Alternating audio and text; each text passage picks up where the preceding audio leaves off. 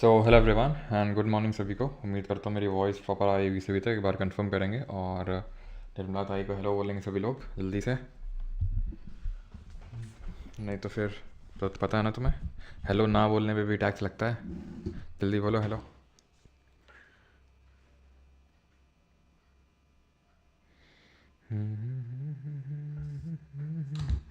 निर्मला ताई को हेलो बोलेंगे सभी लोग जल्दी से।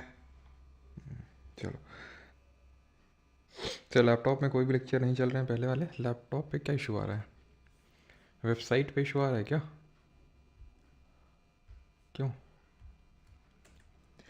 चलो भाई, तो आई थिंक हेलो बोल दिया होगा सभी ने निर्मला ताई को। सर जी हैप्पी रोज़ डे। रोज़ डे मतलब? अच्छा अच्छा अच्छा अच्छा, ओके। आज से नवरात्रे शुरू हैं क्या? अच्छा, 7 तारीख है। अच्छा, कितने दिन चलते हैं नवरात्रे के? कितने रात रहेंगे? 9 हैं कि 7 हैं?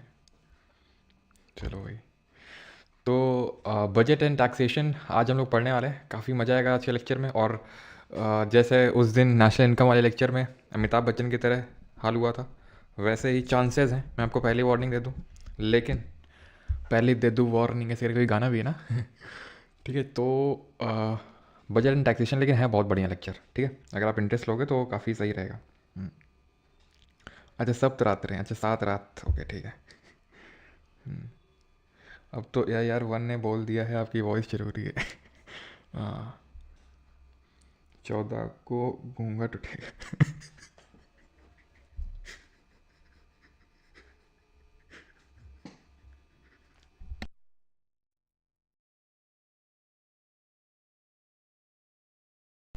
चलो भाई, कमेंट वमेंट छोड़ो, अभी यहाँ पे फोकस करते हैं लेक्चर पे। ठीक है। हाँ, पार्टी चलेगी till 6 in the morning. Sir voice break, वो सर वॉइस ही ठीक है सर। ओके,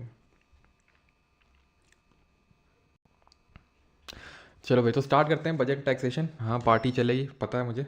ठीक है, बताने की आपको ज़रूरत नहीं है। और 6 क्या? Till 6 in the morning, okay ठीक है। सर के दुबई नगर भूल गए क्या? तो बजट एंड टैक्सेशन शुरू करते हैं। आज के लेक्चर में हम लोग ये जो आप पढ़ते हैं, revenue receipt, capital receipt, revenue expenditure और कैपिटल एक्सपेंडिचर, ये देखने वाले हैं। ठीक है, और ये काफ़ी इंपॉर्टेंट होता है जैसे नेशनल इनकम की तरह है। ठीक है, तो इसमें भी हाथ जोड़ के विनती है आपसे, कृपया अगर आपकी कुछ और चीज़ें दिमाग में चल रही हैं उनको साइड कर दीजिए। ठीक है, आपके मन में गुस्सा है, डर है, खुशी है, सबको दूर कर दीजिए, न्यूट्रल हो जाइए पूरी तरह से। ठीक है, अपनी गाड़ी को न्यूट्रल में लेके आइए, कोई गियर ना हो गाड़ी में। और शुरू करते हैं बजट। ठीक है, अब बजट हमने जब पॉलिटी पढ़ा था, ठीक है, और मैं आपको बता दूं, जो शुरू का 10 मिनट होगा वो काइंड ऑफ बेसिक्स पढ़ेंगे बजट के, देन आएगा मेन पार्ट जहाँ पे वो रेवेन्यू, कैपिटल, वो सब जो होता है ना, वो पढ़ेंगे। ठीक है, तो पॉलिटी में हमने पढ़ा था कि बजट जैसा शब्द कहीं कॉन्स्टिट्यूशन में मेंशन नहीं है। एक्चुअल में it is annual financial statement, है ना, ये पढ़ा था हमने।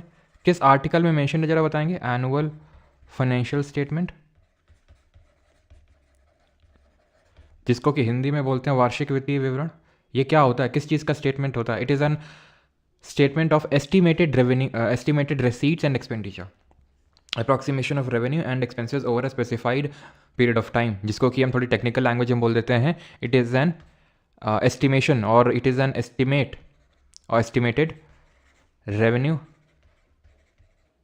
ठीक है, एस्टिमेटेड, एक सेकेंड, ठीक, estimated, it is a statement, it is a statement of estimated revenue and expenditure. ठीक है, या फिर एस्टिमेटेड रिसीट्स एंड एक्सपेंडिचर। ठीक है, गवर्नमेंट को कितना मुनाफा होगा और कितना खर्चा। तो मुनाफा यानी कि जो उसको इनकम होगी गवर्नमेंट को, और उसके जो खर्चे एक्सपेंडिचर, उसका एक एस्टिमेशन होता है, उसका स्टेटमेंट है एनुअल फाइनेंशियल स्टेटमेंट, जो कि आर्टिकल नंबर 112, अनुच्छेद नंबर 112 में मेंशन्ड है। इतना पढ़ चुके हैं, है ना। और इस पर पूरा आर्टिकल 112 का हमने वर्डिंग से पढ़ा था कि द प्रेसिडेंट, ठीक है, president shall cause to be laid before both the houses of the parliament and statement of estimated revenue, estimated receipts and expenditure. तो राष्ट्रपति के नाम पे ये रखा जाता है, ये जो पूरा एनुअल फाइनेंशियल स्टेटमेंट है, रखा दोनों हाउसेज में जाता है, लोकसभा राज्यसभा में, लेकिन वोटिंग सिर्फ किस हाउस में होती है, जरा कमेंट में बताएंगे। ठीक है, इसको प्रिपेयर करने का काम होता है department of economic affairs. Present करते हैं फाइनेंस मिनिस्टर, जो अभी हमारे निर्मला सीतारमन जी ने किया अभी, है ना, 3-4 दिन पहले। First budget presented by R K. Shanmukham Chetty, पहला बजट इन्होंने प्रेजेंट किया था जो हमारे देश के पहले फाइनेंस मिनिस्टर थे। और सेकंड बजट जो है वो जॉन मथाई ने रखा था जो हमारे देश के पहले रेलवे मिनिस्टर थे, ठीक है। मोस्ट नंबर ऑफ बजट की अगर बात करेंगे तो 10 बार मोरारजी देसाई ने रखा है, 9 बार पी चिदम्बरम ने, और प्रणब मुखर्जी ने 8 बार रखा था, और 8 बार ही 8 टाइम्स ही निर्मला सीतारमन जी ने भी रखा है, ठीक है। और निर्मला सीतारमन जो हमारी देश की पहली फुल टाइम विमेन या फिर फीमेल फाइनेंस मिनिस्टर है। पहली फाइनेंस मिनिस्टर कौन थी देश की, लेकिन वो फुल टाइम नहीं थी, वो एक तरह से टेम्पररी फाइनेंस मिनिस्टर थी, महिला की बात हो रही है। तो निर्मला सीतारमन जी ने एक और फीट अचीव किया है, एंड दैट इज प्रेजेंटिंग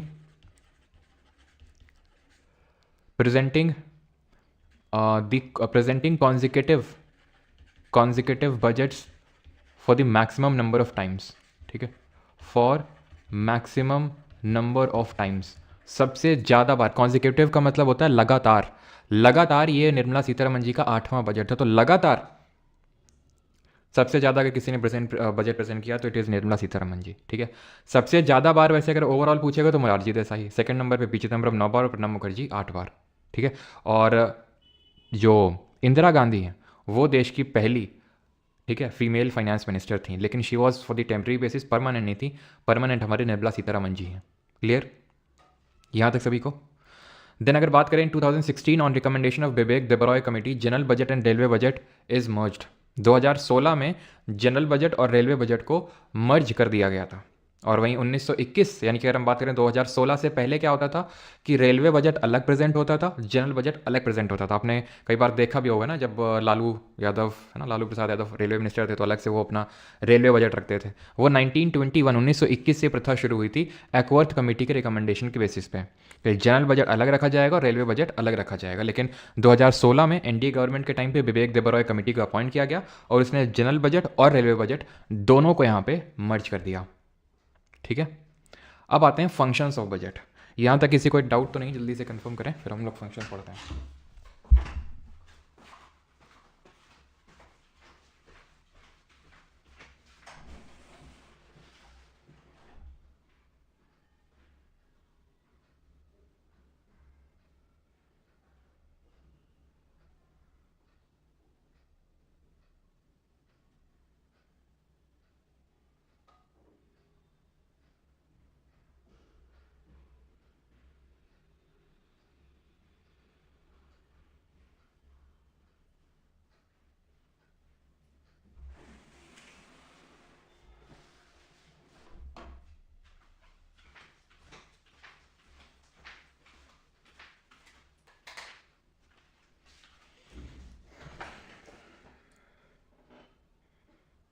चलो,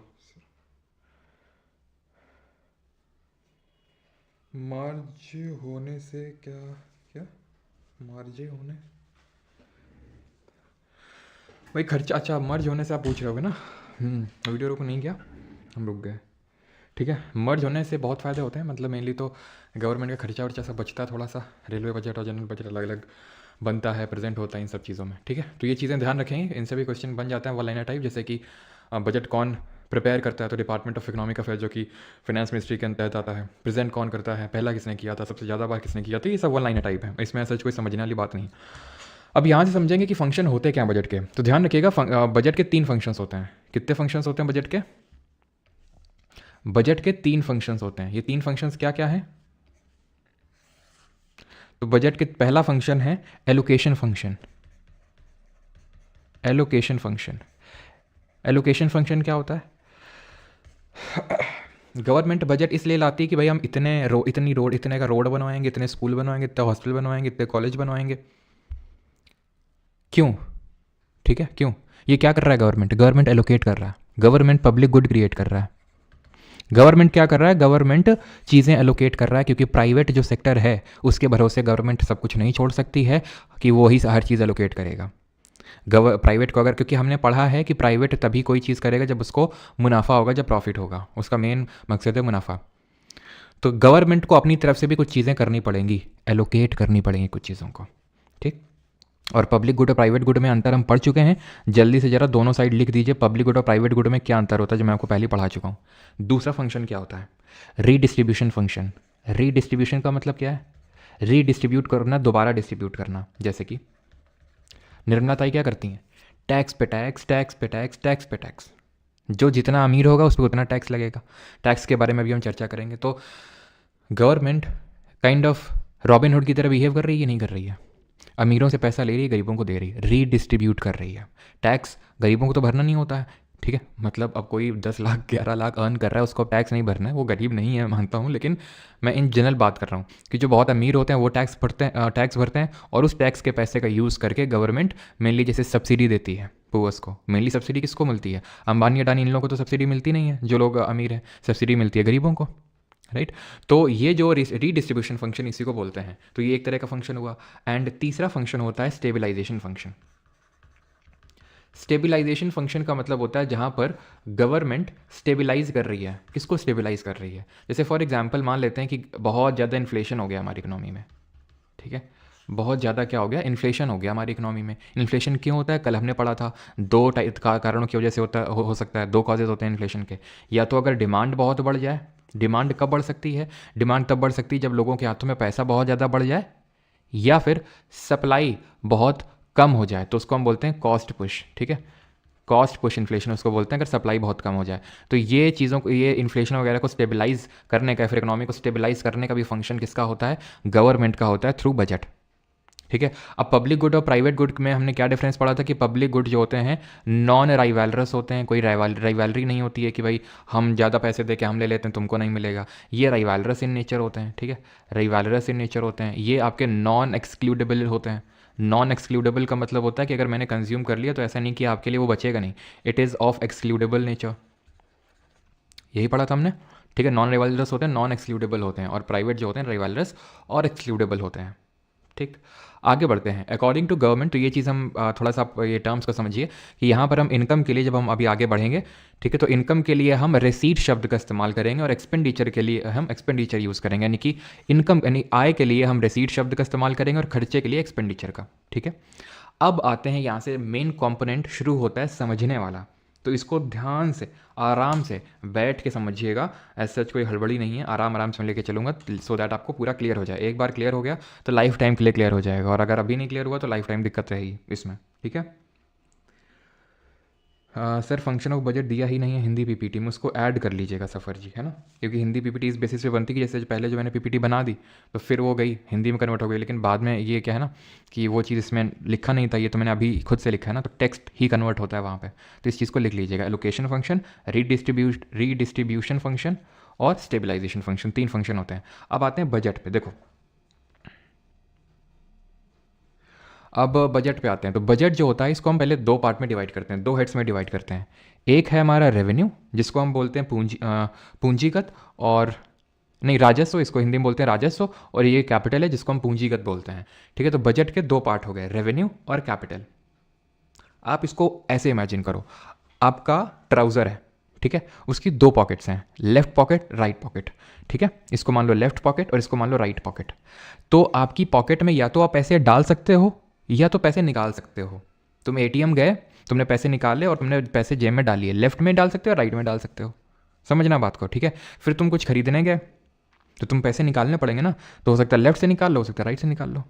यानी मैं कहना ये चाहता हूँ कि यानी रेवेन्यू ये एक डब्बा है, एक पॉकेट है, जो भी आप मान लो, इसमें या तो पैसा आ सकता है या पैसा जा सकता है, ठीक।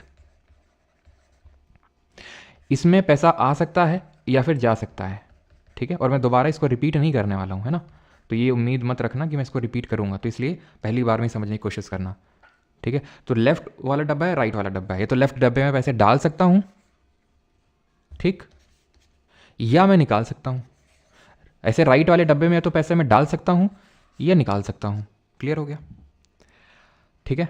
अब हम आगे बढ़ें, इससे पहले मैं आपको थोड़ा सा कि भाई अब यहाँ पर हम पढ़ने के वाले हैं, मेन जो समझने वाला चीज़ है, जो मैं बार बार जिस चीज़ से फोकस कर रहा हूँ, वो ये चीज़ है कि आपसे सवाल पूछता है कि भाई सैलरी जो गवर्नमेंट देती है, ये गवर्नमेंट के डब्बों की बात हो रही है, गवर्नमेंट की पॉकेट की बात हो रही है, ये पूछता है सैलरी जो है गवर्नमेंट जो लोगों को देती है वो किस में आएगा। अब सैलरी खर्चा है तो रेवेन्यू में आएगी, कैपिटल में आएगा, ठीक है। तो ये कन्फ्यूजन होता है। लोन गवर्नमेंट ले रही है, गवर्नमेंट ग्रांट दे रही है, अनुदान दे रही है, गवर्नमेंट रोड बनवा रही है, गवर्नमेंट पीएसयू सेल किए दे रही है, गवर्नमेंट लोन का रीपेमेंट कर रही है।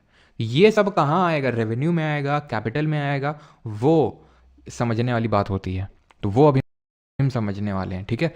तो पहले हम ये समझ लेते हैं कि एसेट या फिर लाइबिलिटी क्या होती है, ठीक है। तो आपको और थोड़ा सा, क्योंकि अभी हम एसेट और लाइबिलिटी का जिक्र करेंगे आगे, ठीक है। एसेट का मतलब होता है property owned by a person, something that has economical value. Example के तौर पे जैसे गोल्ड एंड प्रॉपर्टी। आपके पास, ठीक है, आपके पास मान लो कि आपने ज़मीन खरीदी, ठीक है, आपने ज़मीन खरीदी। अब ये ज़मीन आपका एक पूंजी है, एक एसेट है। कैसे? ऐसे कि आपका ये एक पूंजी ऐसे है कि आप, पहली बात तो इसका प्राइस बढ़ेगा धीरे धीरे धीरे धीरे प्रॉपर्टी का, तो ये आपके लिए एक एसेट है। गोल्ड जिसका प्राइस धीरे धीरे बढ़ेगा वो आपके लिए एक काइंड ऑफ एसेट है, ठीक है। और लाइबिलिटी क्या होती है? देयता, जिसको हिंदी में बोलते हैं। Something that someone is responsible for.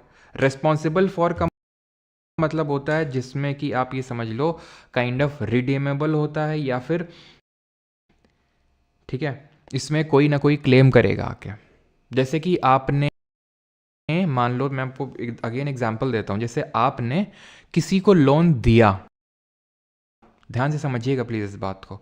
आपने किसी को लोन दे दिया अपने दोस्त को, क्या उससे आपको ब्याज मिलेगा? तो क्या आपके लिए वो एक पूंजी हुई कि नहीं हुई? एसेट हुआ आपके लिए वो, ठीक।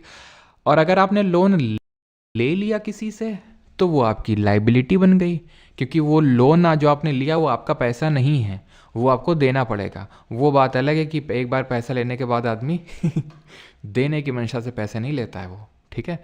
ये रीति का रिवाज है, विधि का विधान। इसलिए मैं आपको एक लाइफ की लर्निंग देना चाहूँगा यहाँ पे, थोड़ा सा इकोनॉमिक से हटके, कि कभी भी किसी को पैसे ना दें, भले कोई कितना ही क्यों ना रो रहा हो, ठीक है। या तो मतलब ये तो घर वाले हो, इमीडिएट घर वाले हों, ठीक है, और मतलब दें आप, उसके लिए मना नहीं है, लेकिन ये मान के दें कि ये पैसा कभी वापस नहीं आने वाला है। देने के लिए कोई मना ही नहीं है, ठीक है। जैसे मैं भी काफ़ी सारी ठोकरें खाने के बाद ये रियलाइज़ कर चुका हूँ कि भाई दो पैसे, ठीक है। जैसे अभी काफ़ी लोग से मांगते रहते तो मैं दे देता हूँ, ऐसी बात नहीं है, लेकिन ये उम्मीद के साथ कि ये कभी वापस आएगा नहीं पैसा, ठीक है। तो लाइफ की लर्निंग ने सोचा आपको दे दूँ, बिकॉज आप कल को अर्न करोगे, कल को ऐसे लोग से आप का परिचय होगा, ठीक है, फिर आपको धोखा मिलेगा, तो इससे अच्छा पहले ही मैं आपको बता दूं।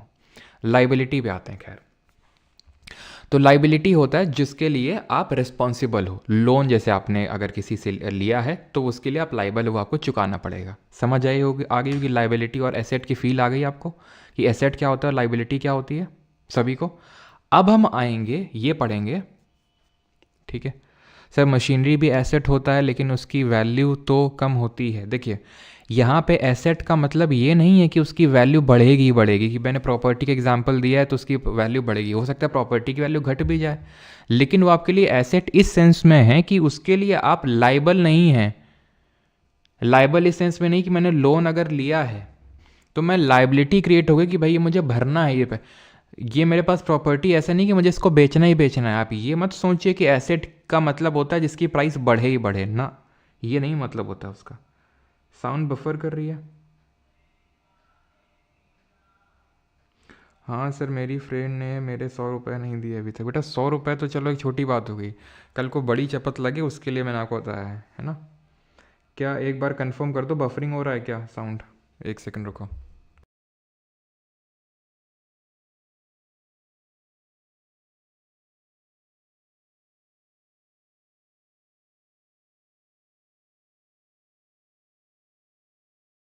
क्या एक बार कंफर्म कर दो, बफरिंग हो रहा है क्या साउंड? एक सेकंड रुको। अभी एक बार कंफर्म कर दो, अभी तो बफर नहीं हो रहा है।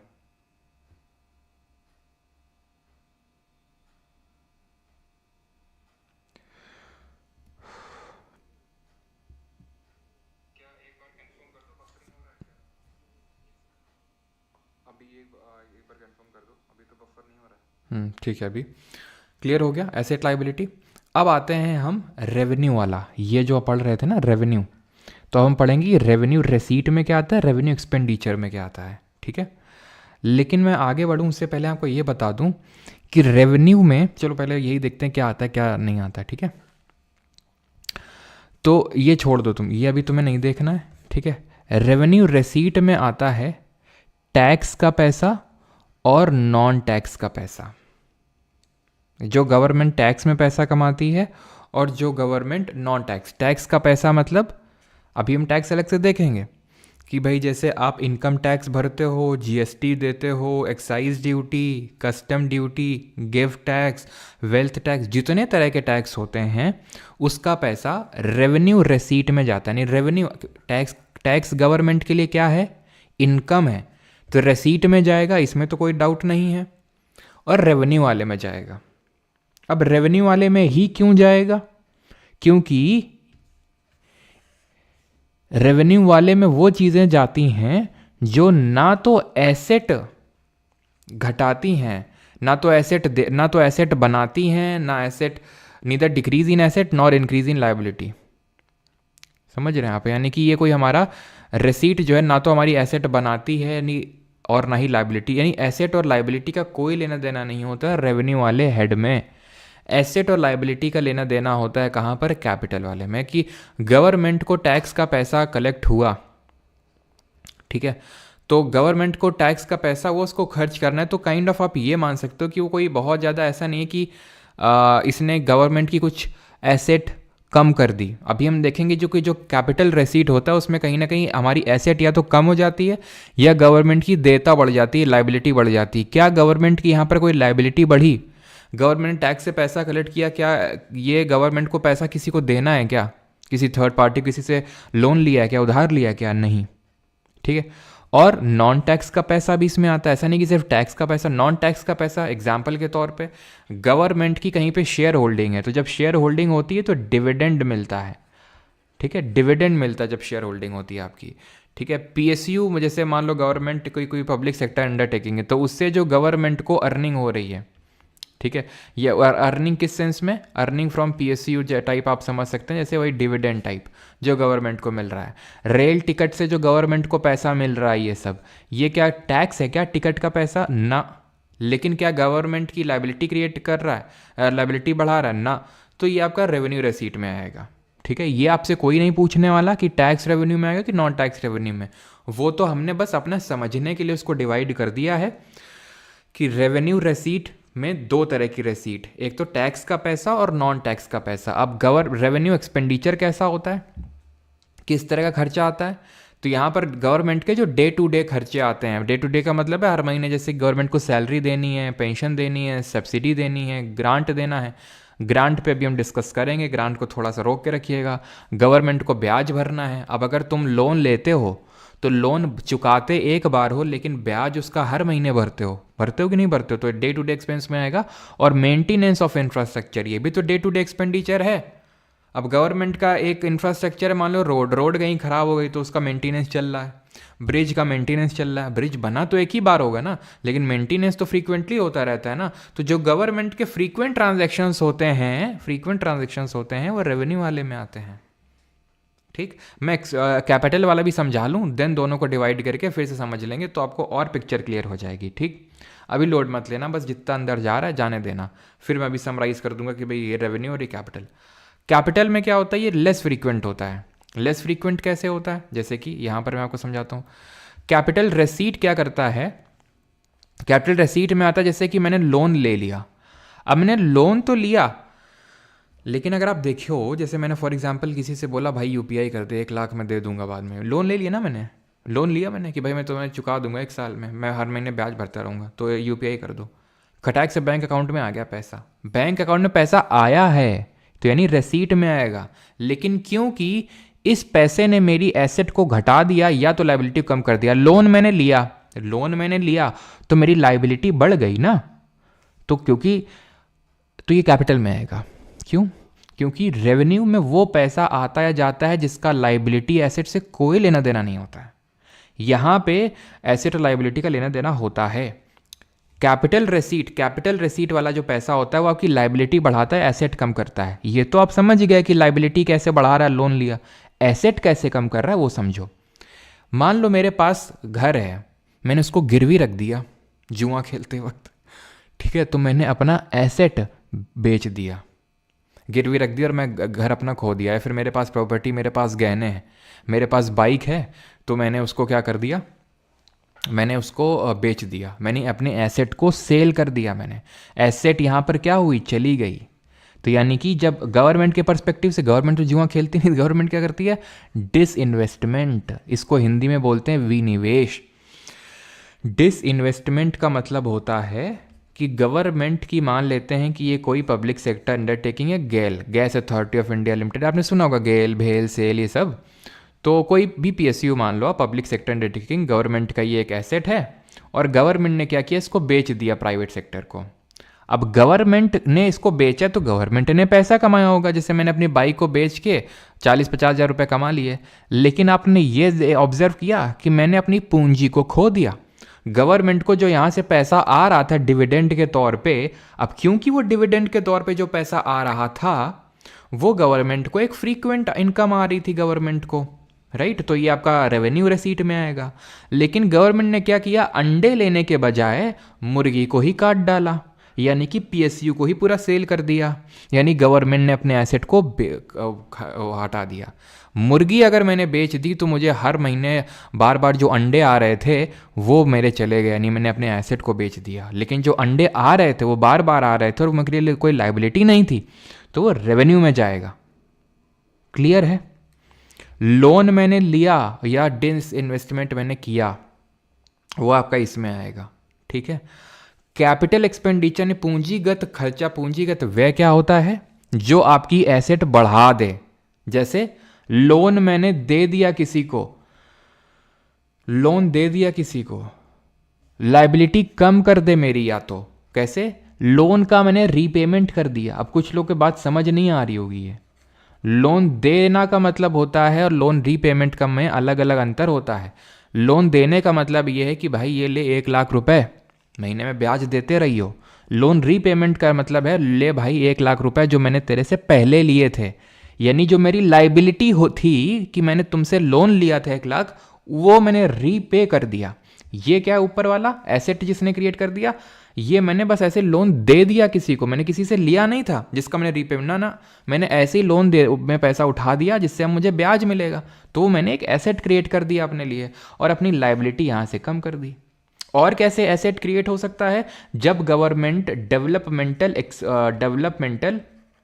एक्सपेंडिचर करे। डेवलपमेंटल एक्सपेंडिचर मतलब होता है इंफ्रास्ट्रक्चर क्रिएशन। इंफ्रास्ट्रक्चर क्रिएशन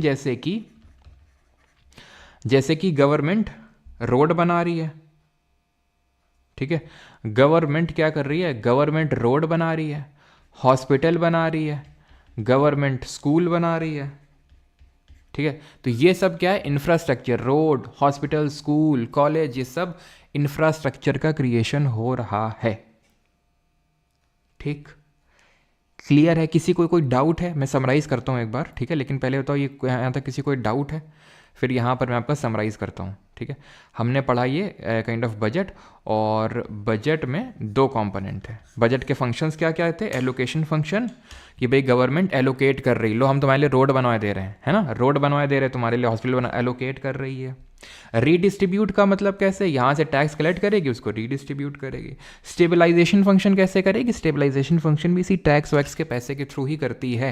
कैसे करती है वो जब मैं मनी एंड बैंकिंग पढ़ाऊंगा तो वहाँ पे जब मॉनेटरी पॉलिसी देखेंगे तो वहीं फिस्कल पॉलिसी भी देखेंगे गवर्नमेंट की। ठीक, ऐप पर वीडियोज़ नहीं चल रहे हैं, क्या प्रॉब्लम आ रहा है यार, ऐप पर वीडियोज़ नहीं चल रहे हैं।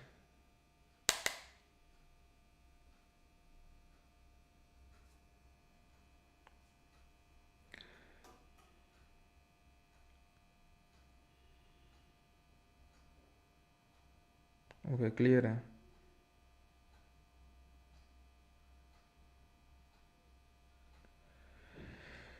भाई वीडियो नहीं चल रही ऐप पे तो वो चल जाएगी, ठीक है, तुम्हारे स्पैम करने से नहीं हो जाएगा, ठीक है।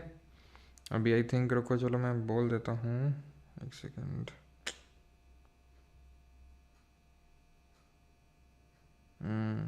ठीक है, मैंने बोल दिया है, ठीक है। सर कैपिटल रिपीट कर दो, ओके। चलो मैं समराइज ही कर रहा हूँ, ठीक है। और ऐप का मैंने बता दिया है, ग्रुप पे डाल दिया है, ठीक है, जो ऐप वाले हैं तो वो भी ठीक कर रहे हैं, ठीक है। अभी ठीक करके देता हूँ। ये ऐप वाले वैसे ही हैं एकदम जॉनी लीवर की तरह, आता मतलब एक ठीक करते हैं दूसरा ख़राब हो जाता है, दूसरा ठीक करते हैं तीसरा ख़राब हो जाता है, और तुरंत अभी ठीक करके देते हैं सर। डांट भी नहीं सकते इनको। ठीक है, तो बजट के दो पार्ट हैं यहाँ पर। एक तो है हमारा रेवेन्यू वाला साइड, ठीक, तो वो हमने फंक्शन देख लिया ना, एलोकेशन, रीडिस्ट्रीब्यूशन और स्टेबलाइजेशन, रेवेन्यू वाला साइड और कैपिटल वाला साइड। ठीक है, लेती चीज़, रेवेन्यू में कैसा पैसा आता है, जो बार बार आता है, बार बार जाता है, जल्दी जल्दी आता है, जल्दी जल्दी जाता है। ना तो एसेट क्रिएट होता है, ना लाइबिलिटी जाती है, ना तो लाइबिलिटी बढ़ती है, ना तो एसेट कम होता है, कुछ नहीं होता है रेवेन्यू से। यह होता है जो एसेट और लाइबिलिटी का वो यहाँ पे है।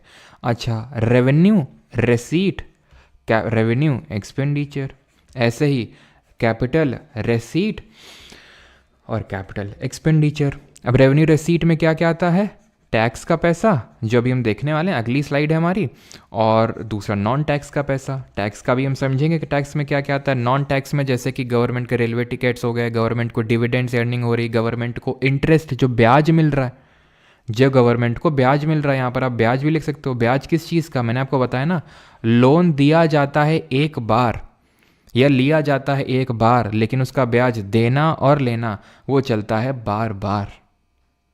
जैसे कि अगर मैं बात करूं तो गवर्नमेंट को यहाँ पर इंटरेस्ट पेमेंट, ये किस चीज़ का इंटरेस्ट पेमेंट हो रहा है, तो गवर्नमेंट ने कोई लोन लिया होगा, उसका ब्याज चुकाया जा रहा है इसमें।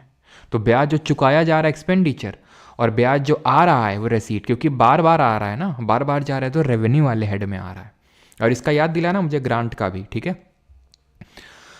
क्लियर है। तो ये हो गया नॉन टैक्स का। एक्सपेंडिचर में तो गवर्नमेंट जो सैलरी दे रही है गवर्नमेंट एम्प्लॉयज़ को, उनको जो पेंशन दे रही है, ठीक है, गवर्नमेंट जो इंटरेस्ट यानी कि जो ब्याज भर रही है, और जो गवर्नमेंट ग्रांट दे रही है, ग्रांट अगेन अनरिपीट, अभी मैं आपको ये बताऊंगा, ठीक है, डिटेल में। ये रेसीट क्या होता है, कैपिटल रेसीट में, कैपिटल रेसीट पैसा आ रहा है, लेकिन ये पैसा अच्छा वाला पैसा नहीं है। क्यों, क्योंकि या तो ये अपनी पूंजी को बेच के, ठीक है, बेच के या तो लाया गया है, या फिर कोई लाइबिलिटी बढ़ा के एसेट बेच दिया, मतलब कि भाई कोई मान लो डिसइन्वेस्टमेंट कर दी गवर्नमेंट ने, अपनी हिस्सेदारी बेच दी किसी पीएसयू में, या तो आधी या पूरी जितनी भी बेची हो, ठीक है, एसेट सेल कर दिया। देन लाइबिलिटी क्रिएट कर लिया का मतलब होता है लोन ले लिया उसने। कैपिटल एक्सपेंडिचर में क्या आता है, डेवलपमेंटल एक्सपेंडिचर आता है, जैसे कि लोन का अगर रीपेमेंट कर दिया तो इसके थ्रू क्या किया गवर्नमेंट ने, अपनी लाइबिलिटी को कम कर लिया। लोन ग्रांट कर दिया, किसी को लोन दे दिया, ठीक है, लोन यहाँ पे दिया, तो यानी कि एसेट क्रिएट कर लिया गवर्नमेंट ने। प्लस डेवलपमेंटल एक्सपेंडिचर, कोई इंफ्रास्ट्रक्चर वगैरह बिल्ड कर दिया तो डेवलपमेंटल एक्सपेंडिचर होता है वो। इतनी चीज़ हमें समझ में आई। अब यहाँ पर मैं आपको ये बताना चाह रहा था कि आपने एक चीज़ ऑब्जर्व करिए कि ग्रांट जो है ना, ग्रांट जो गवर्नमेंट दे रही है वो गवर्नमेंट रेवेन्यू साइड से दे रही है, लेकिन लोन यहाँ पे आ रहा है। ग्रांट क्या होता है, ग्रांट होता है पैसा जो गवर्नमेंट, जैसे सेंट्रल गवर्नमेंट स्टेट गवर्नमेंट को दे रही है कि लो भाई ये इतना पैसा ले लो हमसे। अब तुम्हें ये लग रहा होगा सर ये जो पैसा है ये तो गवर्नमेंट ने एक ही बार दिया होगा, हर बार तो देता नहीं होगा। जैसे फॉर एग्जांपल कि गवर्नमेंट ने, सेंट्रल गवर्नमेंट ने फाइनेंस कमीशन की रिकमेंडेशन पे नॉर्थ ईस्ट वाले जो कुछ स्टेट हैं, क्योंकि उनको स्पेशल डिमांड होती हैं, special demand in the sense कि उनको स्पेशल ज़रूरत होती है। मान लो किसी जगह में, जैसे मान लो केरल में फ्लड्स आ गए, उत्तराखंड में फ्लड्स आ गए, तो उनको स्पेशल चीज़ के लिए ग्रांट दे दिया। ग्रांट वो पैसा होता है जो वापस नहीं आता है। जैसे वो जो मैं आपको अभी बता नहीं रहा था कि किसी को पैसा देना तो ये समझ के मत देना कि वो वापस आएगा, यानी मैं ये कहना चाह रहा हूँ कि उसको ग्रांट समझ के दे देना। ग्रांट का मतलब ये होता है कि भाई ले जा तू, इसमें ना तो मुझे ब्याज चाहिए, ना तो तू मुझे ये लोन वापस देना, ले जा मेरी तरफ से फ्री में, वो होता है ग्रांट। तो तुम्हारे दिमाग में ये डाउट आएगा कि ये तो एक बार है, फ्रीक्वेंट का तो होता नहीं, तो फिर इसको यहाँ क्यों रखा, है ना। अब पहली बार तो ये समझ लो कि जो ग्रांट है, ठीक है, ग्रांट और लोन में अंतर होता है, जो मैंने आपको ये अंतर बताया, ठीक है। लोन में आपकी काइंड ऑफ एक लाइबिलिटी क्रिएट हो रही थी अगर आप ले रहे थे, ठीक है, और अगर आप दे रहे थे तो आप एसेट क्रिएट हो रहा था। यहाँ पे रेवेन्यू वाले साइड में कोई एसेट और लाइबिलिटी का गेम नहीं होता है, तो इसलिए ना तो ग्रांट देने से मेरी कोई एसेट क्रिएट हुई, ना तो कुछ ऐसा लाइबिलिटी से लेने देना है, तो इसलिए मैंने इसको रेवेन्यू वाले साइड में रखा। क्लियर। अब यहाँ पे कुछ लिखा हुआ है plan revenue expenditure, non plan revenue expenditure, तो ये बहुत छुटकू सी चीज़ है। प्लान रेवेन्यू एक्सपेंडिचर वो होता है जो प्लानिंग के तहत दिया जाता है, गवर्नमेंट प्लान करती है। नॉन प्लान होता है कोई इसके लिए प्लानिंग की ज़रूरत नहीं होती है। जो गवर्नमेंट ग्रांट देती है, गवर्नमेंट ग्रांट यानी कि ग्रांट बोल लो या फिर फाइनेंशियल असिस्टेंस, ठीक है, फाइनेंशियल असिस्टेंस देती है, वो चीज़ आपका प्लान रेवेन्यू एक्सपेंडिचर में आएगा। इसको छोड़ के सारी चीज़ें, सैलरी, पेंशन, ये सारी चीज़ें जो गवर्नमेंट को ऐसे जो उसकी कोई प्लानिंग की ज़रूरत नहीं, क्योंकि भाई इतने लोग काम कर रहे हैं तो उनको देना पड़ेगा, उसके लिए कोई प्लानिंग की ज़रूरत नहीं है, वो सब आपका इसी में आएगा, ठीक है। सैलरी, पेंशन, ठीक है, गवर्नमेंट के इंटरेस्ट पेमेंट, ब्याज वगैरह, ये सब आपके नॉन प्लान रेवेन्यू एक्सपेंडिचर में आएंगे। क्लियर है इतनी बात सभी को? और ये चीज़ ध्यान रखना कि रेवेन्यू रिसीट वो रिसीट होती हैं दैट, इस तरह से डेफिनेशन आ सकती है, मैं इसलिए लिख रहा हूं, ठीक है, that which do not lead to claim on the government, to claim on the government, they are therefore non redeemable, they are of non redeemable nature. इनको कुछ ऐसा सच रिडीम नहीं करना होता है बाद में, नॉन रिडीमेबल नेचर की होती हैं ये, ठीक है। ये दोनों फैक्ट ध्यान रखना, they do not lead to claim on the government, they are non redeemable in nature. अब हम आते हैं, ठीक है, और अच्छा चलो पहले टैक्स वैक्स पे आएंगे, उससे पहले अच्छा ये बताओ कि इन सब में गवर्नमेंट का सबसे ज़्यादा खर्चा किस में होता होगा। अभी मैंने एक रील भी डाली थी, अगर आपने ध्यान से देखा हो, कि गवर्नमेंट या फिर सरकार पैसा कहाँ से कमाती है और कहाँ पे खर्चा करती है। तो मैंने 100 रुपये का एग्जाम्पल लेके वो आपको चीज़ समझाई थी। तो वहाँ पर मैंने आपको ये चीज़ समझाई थी कि इंटरेस्ट पेमेंट सबसे एक बड़ा कंपोनेंट होता है, ना सिर्फ रेवेन्यू एक्सपेंडिचर का बल्कि ओवरऑल भी। सबसे बड़ा जो एक्सपेंडिचर गवर्नमेंट का होता है स्टेट शेयर ऑफ टैक्सेस, जो गवर्नमेंट टैक्स कलेक्ट करती है उसमें जो राज्यों का हिस्सा होता है वो सबसे बड़ा कंपोनेंट होता है, आई थिंक 22%। बाकी 18% was that of interest payment, जो ब्याज भरती है हमारी गवर्नमेंट, ठीक है। तो इंटरेस्ट पेमेंट ध्यान रखना, it is the largest component, ठीक है। ये सबसे बड़ा कंपोनेंट होता है स्पेंडिंग का, ना सिर्फ रेवेन्यू एक्सपेंडिचर का बल्कि ओवरऑल भी, ठीक है। और ठीक है, बाकी तो और कुछ नहीं है यहाँ पे। ठीक,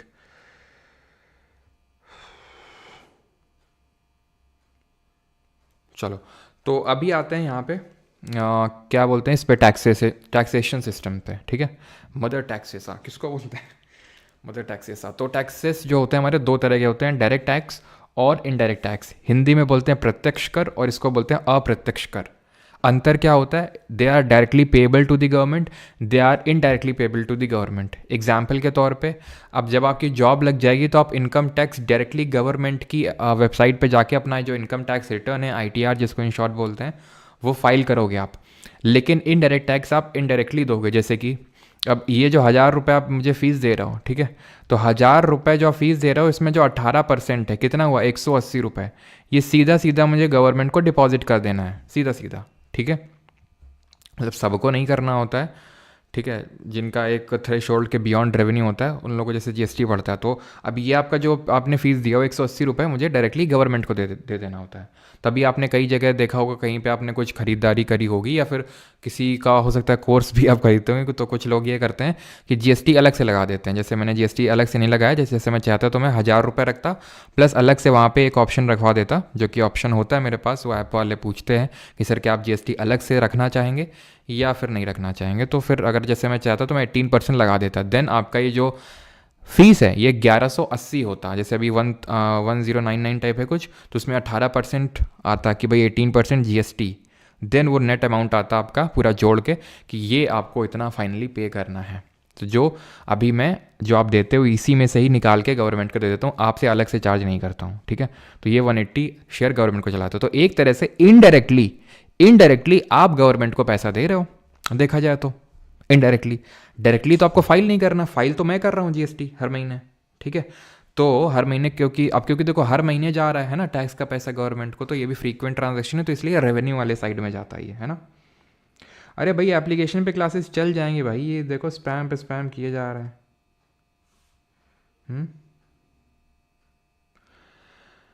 अच्छा बेटा, 1000 में से 180 घटाओगे तो 900 आएगा क्यों? हम्म?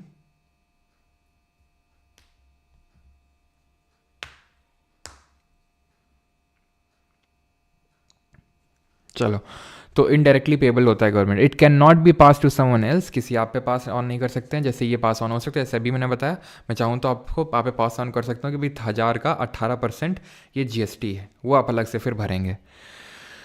It is a progressive tax and it is a proportional tax. What is the difference? Progressive का मतलब होता है जैसे जैसे आपकी इनकम बढ़ेगी वैसे वैसे आपको ज़्यादा टैक्स पे करना पड़ेगा, टैक्स की रेट बढ़ेगी।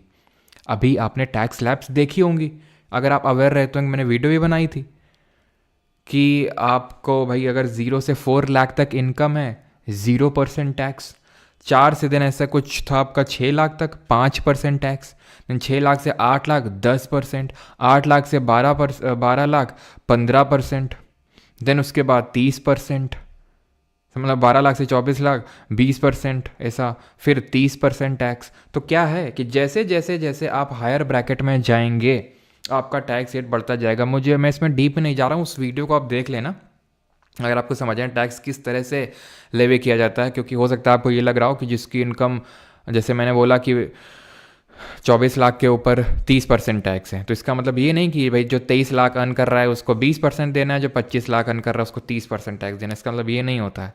उसका मतलब कुछ और होता है कि जो आपकी 0 से 4 लाख वाली इनकम इसमें 0% टैक्स लेवी करेंगे, फिर ये वाला जो इनकम है इसमें, वो आपको ऐसे समझ आएगा ही नहीं, उसको आपको डिटेल में थोड़ा समझना पड़ेगा। तो वो जो बजट वाला वीडियो मैंने डाला था उसको आप देख लीजिएगा, वो आप समझ जाएंगे। और यहाँ पे क्योंकि एग्जाम में वो पूछेगा नहीं, इसलिए मैं वो चीज़ यहाँ पे डिटेल में समझा नहीं रहा हूँ, ठीक है। तो प्रोग्रेसिव टैक्स नेचर होता है, नहीं कि आपका जैसे जैसे इनकम बढ़ेगा आपका टैक्स रेट बढ़ेगा, और ये प्रोपोर्शनल होता है, इसका मतलब होता है हर किसी पे एक समान टैक्स पड़ेगा। अब आप कोर्स मुझसे बाई करो, चाहे आप की फैमिली इनकम महीने की 10,000 हो चाहे 10 लाख हो, टैक्स तो जीएसटी तो सबको बराबर ही भरना पड़ेगा ना, 18%। आप कोई पिज़्ज़ा खरीदने जाओगे चाहे आपकी कितनी भी इनकम, सेम टैक्स पड़ेगा ना, तो ये प्रोपोर्शनल टैक्स होता है। मेनली जो हमारी गवर्नमेंट रीडिस्ट्रीब्यूशन फंक्शन परफॉर्म करती है वो डायरेक्ट टैक्स के थ्रू करती है, ठीक है। तो डायरेक्ट टैक्स में कौन कौन से टैक्सेस आते हैं? Income tax, wealth tax, gift tax, capital gains tax, ठीक है। और आपका क्या आ जाएगा? ठीक है, income tax, wealth tax, gift tax, corporate tax जो बिजनेसेस भरते हैं, ठीक है। अब इनमें से गवर्नमेंट को सबसे ज़्यादा रेवेन्यू कहाँ से रिसीव होता है, पहले तो ये भी हम पढ़ लेते हैं। इनडायरेक्ट टैक्सेस में आता है आपका GST, goods and services tax. पहले बहुत सारे इनडायरेक्ट टैक्सेस होते थे, लेकिन उन सारे इनडायरेक्ट टैक्सेस को हटा के एक कॉमन टैक्स लाया गया, that is GST. Excise duty जो कि पेट्रोल डीजल इन सब पे लगती है, क्या आपको पता है पेट्रोल डीजल पे आपका क्या बोलते हैं, जीएसटी नहीं लगता है, ठीक है। हर स्टेट गवर्नमेंट अपना अलग अलग लाती है, same goes with alcohol also, alcohol में भी आपका अलग से लगता है। तो पेट्रोल डीजल अल्कोहल इन सब में आपका जीएसटी की जगह अलग अलग, जैसे एक्साइज ड्यूटी लगता है, ठीक है। कस्टम ड्यूटी, जो कस्टम्स में जो इम्पोर्ट एक्सपोर्ट होता है तो वहाँ पर कस्टम्स ड्यूटी लगती है। तो ये चीज़ आपको पता होनी चाहिए।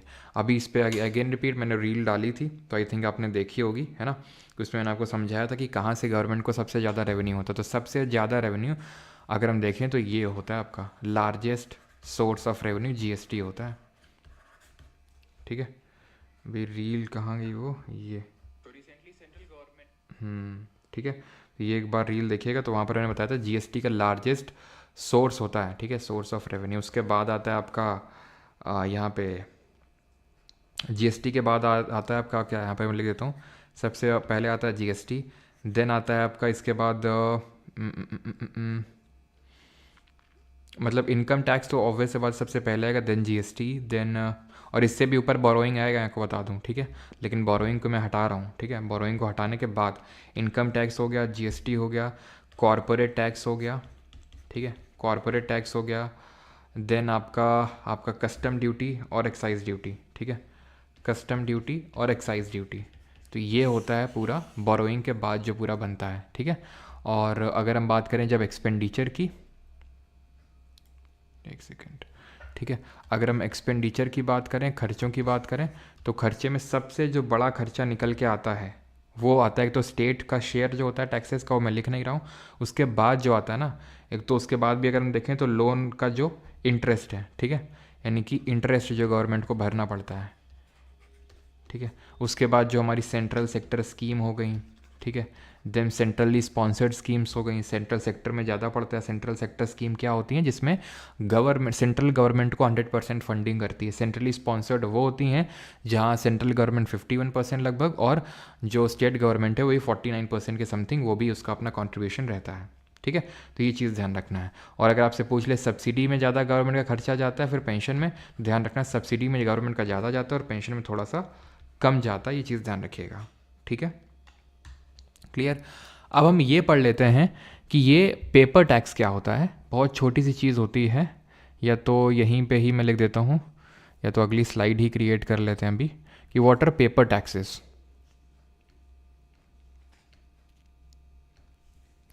What are paper taxes. तो पेपर टैक्स होता है वो टैक्स जिससे बहुत ज़्यादा गवर्नमेंट को रेवेन्यू नहीं आता है। एग्जाम्पल के तौर पे वेल्थ टैक्स,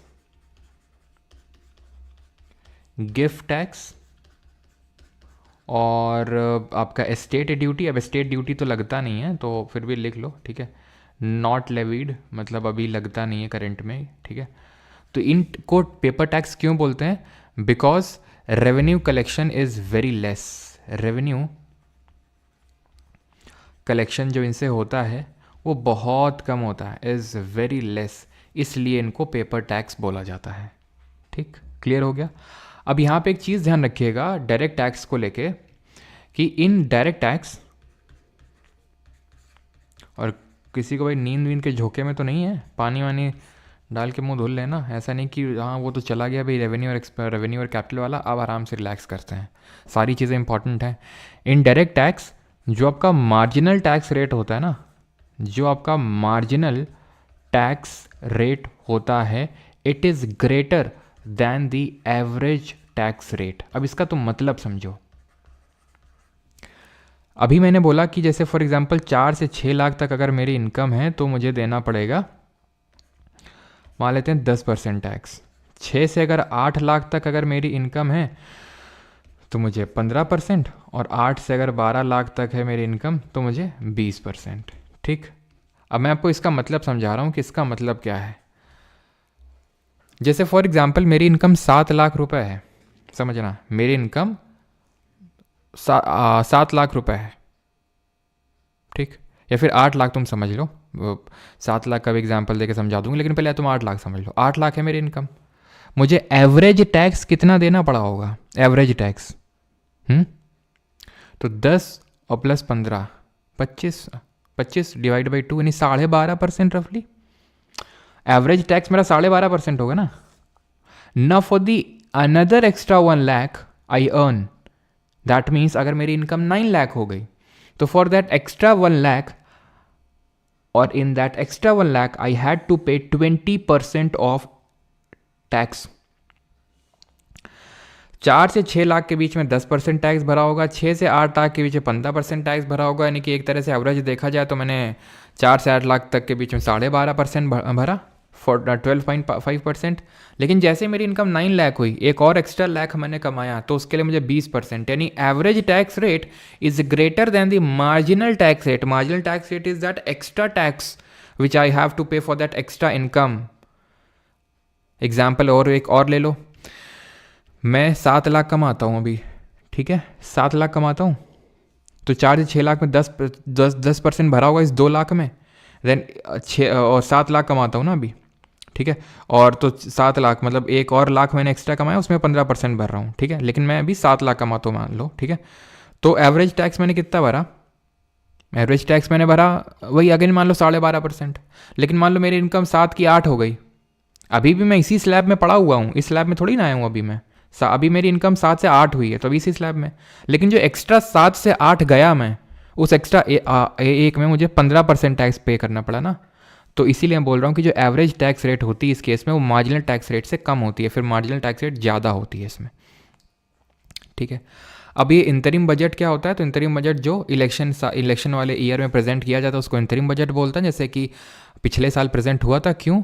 सो दैट कि गवर्नमेंट बड़ी बड़ी पॉलिसीज़ अनाउंस करके वोट ना खींच ले, तो उस चीज़ को रोकने के लिए इंतरिम बजट की बस इस जितने महीने तक चुनाव नहीं होते हैं, चुनाव होके नई सरकार नहीं आती तब तक के खर्चे चलाने के लिए आप एक इंतरिम बजट ले आइए, ये सरकार से बोला जाता है।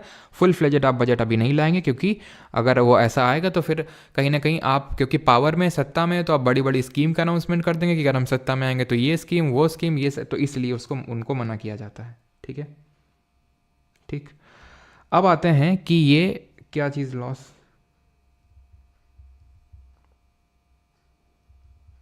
ठीक है। अब आते हैं कि ये क्या चीज़ होता है, डिफरेंट टाइप्स ऑफ बजट। ठीक है, तो देखो डिफरेंट टाइप्स के 3 बजट हैं। क्या बजट है? जहाँ पर खर्चे और आमदनी बराबर हों उसको बोलते हैं बैलेंस्ड बजट। जहाँ पर खर्चे ज़्यादा हों और इनकम कम हो उसको बोलते हैं डेफिसिट बजट। और जहाँ पर खर्चे कम हैं लेकिन इनकम ज़्यादा है वो होता है सरप्लस बजट।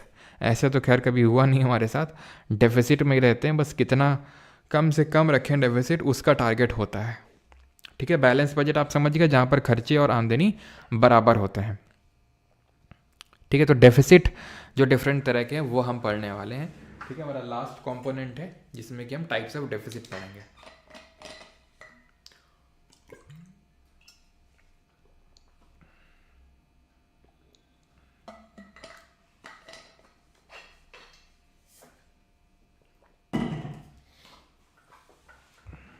यहाँ पे एक चीज़ और नोट करिएगा, टैक्स वाले में ही एक कर्व है, चलो यहीं पे देखते हैं कर्व। वो कर्व को बोलते हैं लैफर्स कर्व। यूएस इकोनॉमिस्ट थे तो उन्होंने एक बार ये बताया कि गवर्नमेंट ये ना सोचे कि वो टैक्स रेट बढ़ाती जाएगी तो टैक्स का रेवेन्यू भी बढ़ता जाएगा। लैफर्स के अकॉर्डिंग जब आप टैक्स रेट बढ़ाओगे, ठीक है, आप रेट बढ़ाओगे, जैसे मान लो तो ये मान लो कि ये रेट है, ठीक है, और ये रेवेन्यू है, ठीक। तो गवर्नमेंट टैक्स रेट बढ़ा रही है तो रेवेन्यू कलेक्शन बढ़ रहा है, रेवेन्यू कलेक्शन बढ़ रहा है, रेवेन्यू कलेक्शन बढ़ रहा है, रेवेन्यू कलेक्शन बढ़ रहा है, बढ़ रहा है, बढ़ रहा है, बढ़ रहा है। ठीक है, ये तो आप यहाँ पे रेवेन्यू को रख लो और यहाँ तो रेट को रख लो। ठीक है, रेवेन्यू और रेट को थोड़ा सा एक्सचेंज कर लेते हैं, यहाँ पर रख लेते हैं रेवेन्यू, ठीक है, और यहाँ पर रख लेते हैं रेट ऑफ टैक्स। तो रेवेन्यू बढ़ रहा है, बढ़ रहा है, बढ़ रहा है, ठीक है। और एक पॉइंट ऐसा आएगा जब आप रेट तो बढ़ाओगे लेकिन रेवेन्यू जो है ना वो घटने लगेगा और ये बन जाएगा घंटा। मतलब ये होता है आपका बेल शेप्ड कर्व। ठीक है, तो ये बेल शेप्ड कर्व बन के निकल के आ जाता है जहाँ की आप टैक्स का रेट इंक्रीज करोगे तो रेवेन्यू कलेक्शन जो है बढ़ेगा, लेकिन एक पॉइंट के बाद वो घटने लगेगा। ऐसा क्यों? ऐसा इसलिए कि फिर मतलब लोग ये सोचेंगे कि यार भाई जब हमें पूरा पैसा ही टैक्स में दे देना है, अब तुम बोलो कि तुम्हारी 1 लाख इनकम है, ठीक है, उसमें तुमको 50% टैक्स भरना है, ठीक है, 50% या फिर 60%। तो मैं जब तुमको 50-60% यानी मैं आधा या फिर आधे से ज़्यादा तुम्ही को टैक्स देना है, तो मैं पागल थोड़ी ना हूँ कमा रहा हूँ। या तो मैं फिर कुछ ना कुछ तरीके निकालूंगा ब्लैक में करने का पैसा कि भाई मैं टैक्स नहीं दूंगा तो गवर्नमेंट को रेवेन्यू का लॉस होगा, या फिर मेरी अर्न करने की जो एपेटाइट है वही ख़त्म होने लगेगी। भाई मैं क्यों कमाऊँ यार, if government is my sleeping partner. और यही क्वेश्चन पूछा था निर्मला सीतारमन से एक बंदे ने कि मतलब government is my sleeping partner, कमाता मैं हूँ, गवर्नमेंट पेल के पैसा कमाती, गवर्नमेंट कुछ नहीं करती, और गवर्नमेंट सिर्फ मैं जो भी करूँ, ठीक है, मैं इन्वेस्ट कर रहा हूँ, मैं प्रॉपर्टी ले रहा हूँ, मैं रोड पे चल रहा हूँ, मैं कुछ भी कर रहा हूँ, government is my sleeping partner. And Nirmala Sitharaman was left speechless, कोई आंसर नहीं था, नो आंसर। ठीक है, तो वही कि अगर आप बहुत ज़्यादा टैक्स बढ़ाओगे तो फिर एक पॉइंट के बाद आदमी डिमोटिवेट हो जाएगा या फिर कुछ ना कुछ और देखेगा, तो आप जिसका जो रेवेन्यू कलेक्शन है वो फिर फीका पड़ जाएगा। ठीक है, डेफिसिट पे आते हैं। तो डेफिसिट 3 तरह के पढ़ने हैं, बजटरी, रेवेन्यू और फिस्कल। तो डेफिसिट का मतलब ये होता है कि आपके खर्चे ज़्यादा हैं आपकी इनकम से, तो रेवेन्यू डेफिसिट का मतलब है revenue expenditure minus revenue receipt, simple.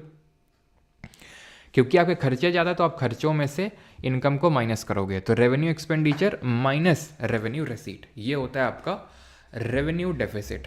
ठीक, अब आते हैं, ये तो क्लियर हो गया होगा कि रेवेन्यू डेफिसिट क्या होता है। अब आते हैं कि ये बजटरी डेफिसिट और फिस्कल डेफिसिट क्या होता है। बजटरी डेफिसिट का मतलब होता है, ध्यान से समझिएगा, और फिजिकल डेफिसिट पे मत आप अभी फोकस करिए, अभी जितना मैं पढ़ा रहा हूँ उस पर, यानी बजटरी डेफिसिट पे।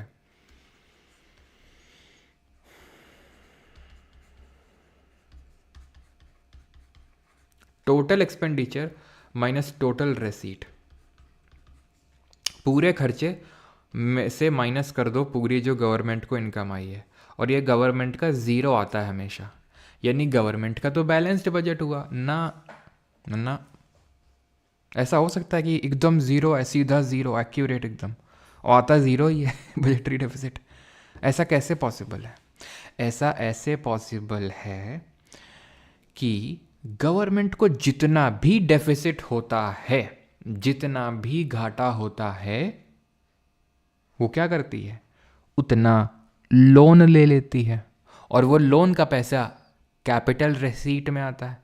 तो अगर देखा जाए तो रिसीट में वो पैसा जुड़ गया ना, तो ज़ीरो हो गया। जैसे मान लो कि यार मुझे पता चला इस महीने मेरी इतनी 50,000 की इनकम थी और खर्च कर दी मैंने 70,000, यानी 20,000 का डेफिसिट आ गया। मैं 20,000 लोन में ले लिया, 20,000 खट्टे से अकाउंट में आ गए, तो दिखाई क्या दे रहा है कि इस महीने तो यार जितना आमदनी थी उतने खर्चे हैं, लेकिन एक्चुअल मैंने तो लोन ले रखा है ना, तो लोन नहीं देख पा रहा हूँ मैं इसमें। तो लोन देखने के लिए मैं क्या करूँगा, लोन देखने के लिए मैं टोटल रेसीट में से वो वाली रेसीट हटा दूंगा जो डेट क्रिएट कर रही हैं। डेट क्रिएट कर रही का मतलब ये है कि जो मैंने लोन लिया है, जो मेरी लाइबिलिटी क्रिएट कर रही है, जो डेट क्रिएट कर रही हैं। कमेंट में आप मुझे बताएंगे का मतलब ये है कि जो मैंने एक लोन लिया है, जो मेरी लाइबिलिटी फ्लो कॉन्सेप्ट है, जो डेट क्रिएट कर रही हैं। कमेंट में आप मुझे बताएंगे का मतलब ये है कि डेट ही आपको बताना है, एक लोन लिया है जो मेरी लाइबिलिटी फ्लो और स्टॉक कॉन्सेप्ट की डेट क्रिएट समझ में आपको बात कमेंट में अगर मुझे लोन देखना है गवर्नमेंट ने कितना लोन लिया है, यहाँ से तो पता नहीं चलेगा, तो मैं क्या करूँगा, बोलूँगा जरा अपनी टोटल रेसीट में से वो रेसीट हटा देना जिसमें लोन डेट क्रिएट होता है, डेट क्रिएट वाला लोन है, यहाँ से तो पता नहीं चलेगा। तो क्योंकि तुमने वो अपनी रेसीट से हटा दिया, में से वो रेसीट हटा गया, यहाँ पर सर होगा नॉन डेट क्रिएटिंग। तो क्योंकि तुमने वो अपनी रेसीट से हटा दिया, में से वो रेसीट हटा गया, यहाँ पर सर होगा नॉन डेट क्रिएटिंग। ये है कि क्योंकि तुमने वो, चलो पहले तो ये हटा दिया, टोटल रेसीट में से मैंने डेट क्रिएटिंग यहाँ रेसीट हटा दी जिसकी वजह से लायबिलिटी क्रिएट हो रही है, क्योंकि ये वो पैसा है जो मुझे वापस करना होगा। डेट, चलो पहले तो ये समझा दिया, टोटल रेसीट में से मैंने डेट क्रिएट बट डेफिसिट हटा दी जिसकी वजह से लायबिलिटी क्रिएट हो रही है, क्योंकि ये वो पैसा है जो मुझे वापस करना होगा। चलो पहले तो ये समझा दिया, टोटल रेसीट में से मैंने डेफिसिट का मतलब है कि काइंड ऑफ ये वो पैसा है मुझे कितने का घाटा चल रहा है, फिर कितने का घाटा हुआ, कितने टाइम में हुआ, ये बताना यहाँ पर जरूरी है। कितने का घाटा चल रहा है, फिर कितने का पीरियड ऑफ टाइम स्पेसिफाई करना जरूरी है। डेट जो होता है, ये स्टॉक कॉन्सेप्ट इसलिए बिकॉज ये एक पॉइंट ऑफ टाइम, मतलब एक पीरियड ऑफ टाइम पे डिपेंड नहीं, पॉइंट ऑफ टाइम पे डिटरमाइन करता है। जैसे कि डेट में अगर बोलूँ कि बेटा राहुल कितना ब्याज लिए हो तुम, तो बोलोगे 10,000। मैं बोलूँगा बेटा राहुल कितना ब्याज है अभी तुम पर, तो तुम बोलोगे 10,000। दोनों में अंतर है।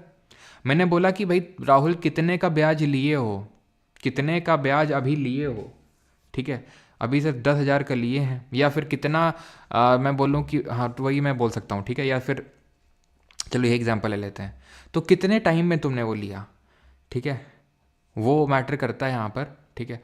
और एक तरह से अगर मैं फिर मैं डेट की बात करूँ तो आपके पास कितना अभी टोटल लाइबिलिटी बन रही है, वो होगा आपका एक स्टॉक कॉन्सेप्ट। जैसे फॉर एग्जांपल मैं बोलूँ ब्याज, इंटरेस्ट, तो वो भी आपका एक फ्लो कॉन्सेप्ट होगा। अब ब्याज जो मान लो कि आप 5,000 पे कर रहे हो, तो दिन का, महीने का, साल का, कितने का, तो ब्याज भी आपका एक फ्लो कॉन्सेप्ट होगा। ये चीज़ आप ध्यान में रखेंगे, ठीक, क्लियर है। इसको लिखने के और भी तरीके हो सकते हैं, जैसे मैं इसको ऐसे लिख सकता हूँ, total expenditure minus revenue receipt plus non debt creating capital receipt, ऐसे भी तो लिख सकता हूँ।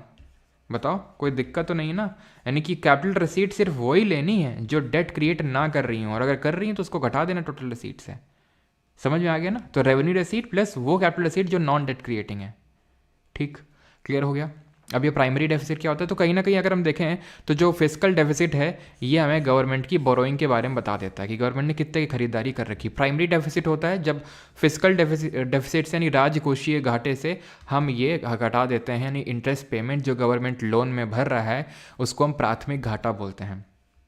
और इफेक्टिव रेवेन्यू डेफिसिट क्या होता है, तो इफेक्टिव रेवेन्यू डेफिसिट वो रेवेन्यू डेफिसिट होता है जिसमें कि आप ग्रांट हटा देते हैं फॉर डेवलपमेंटल पर्पसेस। मतलब इसका ये होता है, रेवेन्यू डेफिसिट क्या होता है, revenue expenditure minus revenue receipt, यही होता है। तो अगर रेवेन्यू एक्सपेंडिचर में वो एक्सपेंडिचर भी तो होगा जो गवर्नमेंट ने ग्रांट दिया है, लेकिन वो ग्रांट मान लो किसी स्टेट को दिया और उस स्टेट से उसने पर्टिकुलर मान लेते हैं कि हॉस्पिटल, स्कूल, कॉलेज, रोड इस तरह का बना दिया, लेकिन ये जो बना ये तो डेवलपमेंटल पर्पज़ के लिए यूज़ हुआ ना, एसेट क्रिएशन के लिए यूज़ हुआ ना। तो अगर गवर्नमेंट बोले कि यार प्लीज़ उसको हटा दीजिए मेरे डेफिसिट से, तो वो इफेक्टिव रेवेन्यू डेफिसिट कहलाएगा, क्योंकि कहीं ना कहीं वो राष्ट्र निर्माण में खर्च हुआ है, वो वाला है ना, सैलरी, पेंशन, इन सब में खर्च नहीं हुआ है, बल्कि एक एसेट क्रिएशन के लिए खर्च हुआ है वो पैसा, इसलिए उसको आप हटा देंगे तो इफेक्टिव रेवेन्यू डेफिसिट आ जाएगा। क्लियर है? ठीक, यहाँ तक किसी कोई डाउट तो नहीं है?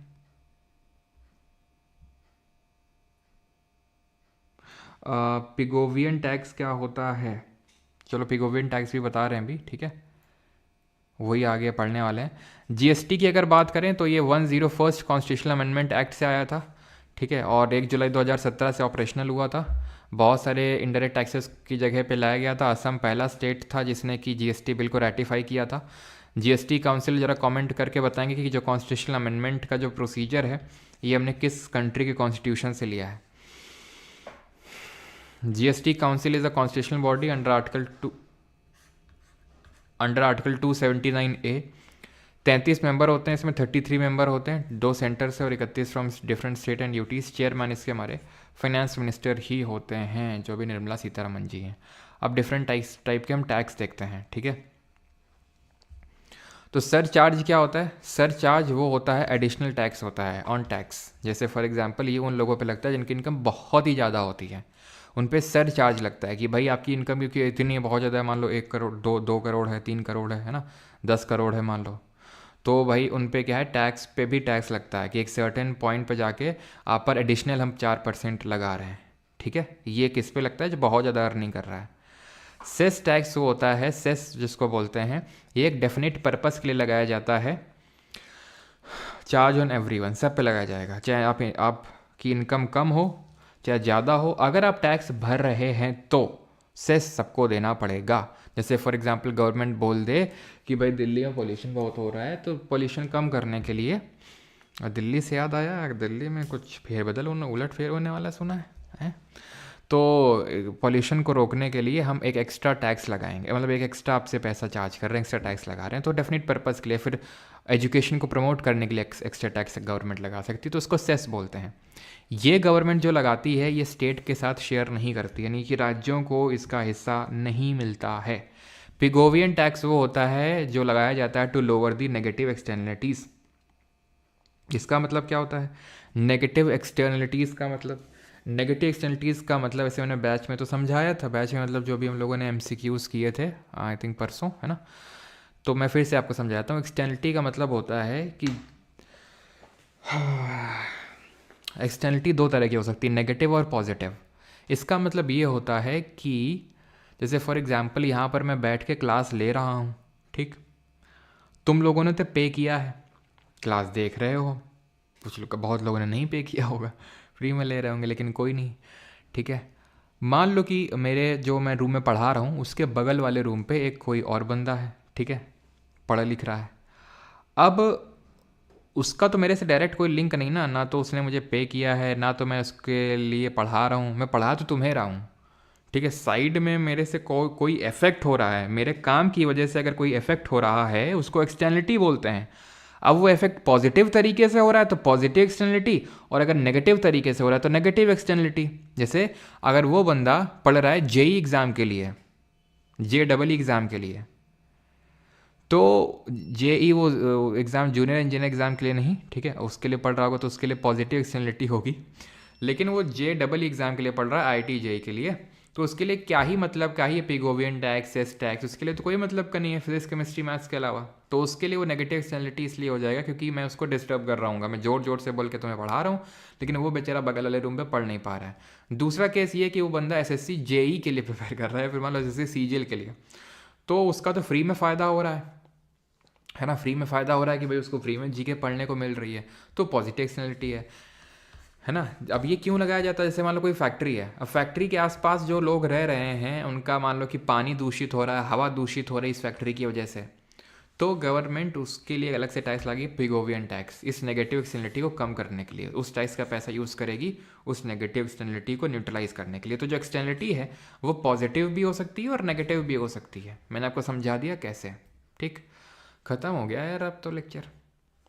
ठीक है, तो final reminder for the English batch, और ये जीके बैच 3.0 है, इसी के अंदर इंग्लिश वाला भी मिल जाएगा आपको। ठीक है, कोर्स की वैलिडिटी 1 साल है 1099 एंड लाइफ टाइम वैलिडिटी है 1299। ठीक है, परमार अकेडमी एप्लीकेशन से आप एनरोल कर सकते हैं। बाकी जो लोग आईफोन यूज़र्स हैं तो आप इस नंबर पे एक लिंक मांग लीजिएगा। ठीक है, आपको लिंक मिल जाएगा। वैसे तो आईफोन के लिए भी ऐप जल्दी आ रहा है आपका। ठीक है, अलग से आपको फिर लिंक विंक की ज़रूरत नहीं पड़ेगी और कोई दिक्कतें भी आपको नहीं आएंगी। ठीक है, चलो अब हम क्वेश्चंस करेंगे, है ना। और जैसे कि मैंने आपको कल भी बताया था कि अब अगले 3 दिन आपकी क्लास नहीं होगी। वैसे आज तो फ्राइडे सैटरडे संडे को तो वैसे भी नहीं होती है, मंडे को भी नहीं होगी आपकी क्लास, है ना। तो आपके पास ये अभी टाइम है कि सैटरडे संडे और मंडे आप अच्छे से अंडे मत खाना, रिवीजन करना। ठीक है, अच्छे से जो भी चीज़ें हम लोगों ने पढ़ी हैं इकोनॉमिक्स में, जो भी आपको हैवी लगी हैं उसको रिवीजन करना, फिर से एमसीक्यूज लगाना, है ना। अभी आपने AIR 1 को सुना है ना, क्या बात उसने भी बोली सेम चीज़ की भाई रिवीजन करना है। मैंने कम ही लेक्चर्स के लेकिन बार बार रिवीजन किया उस चीज़ का। ठीक है,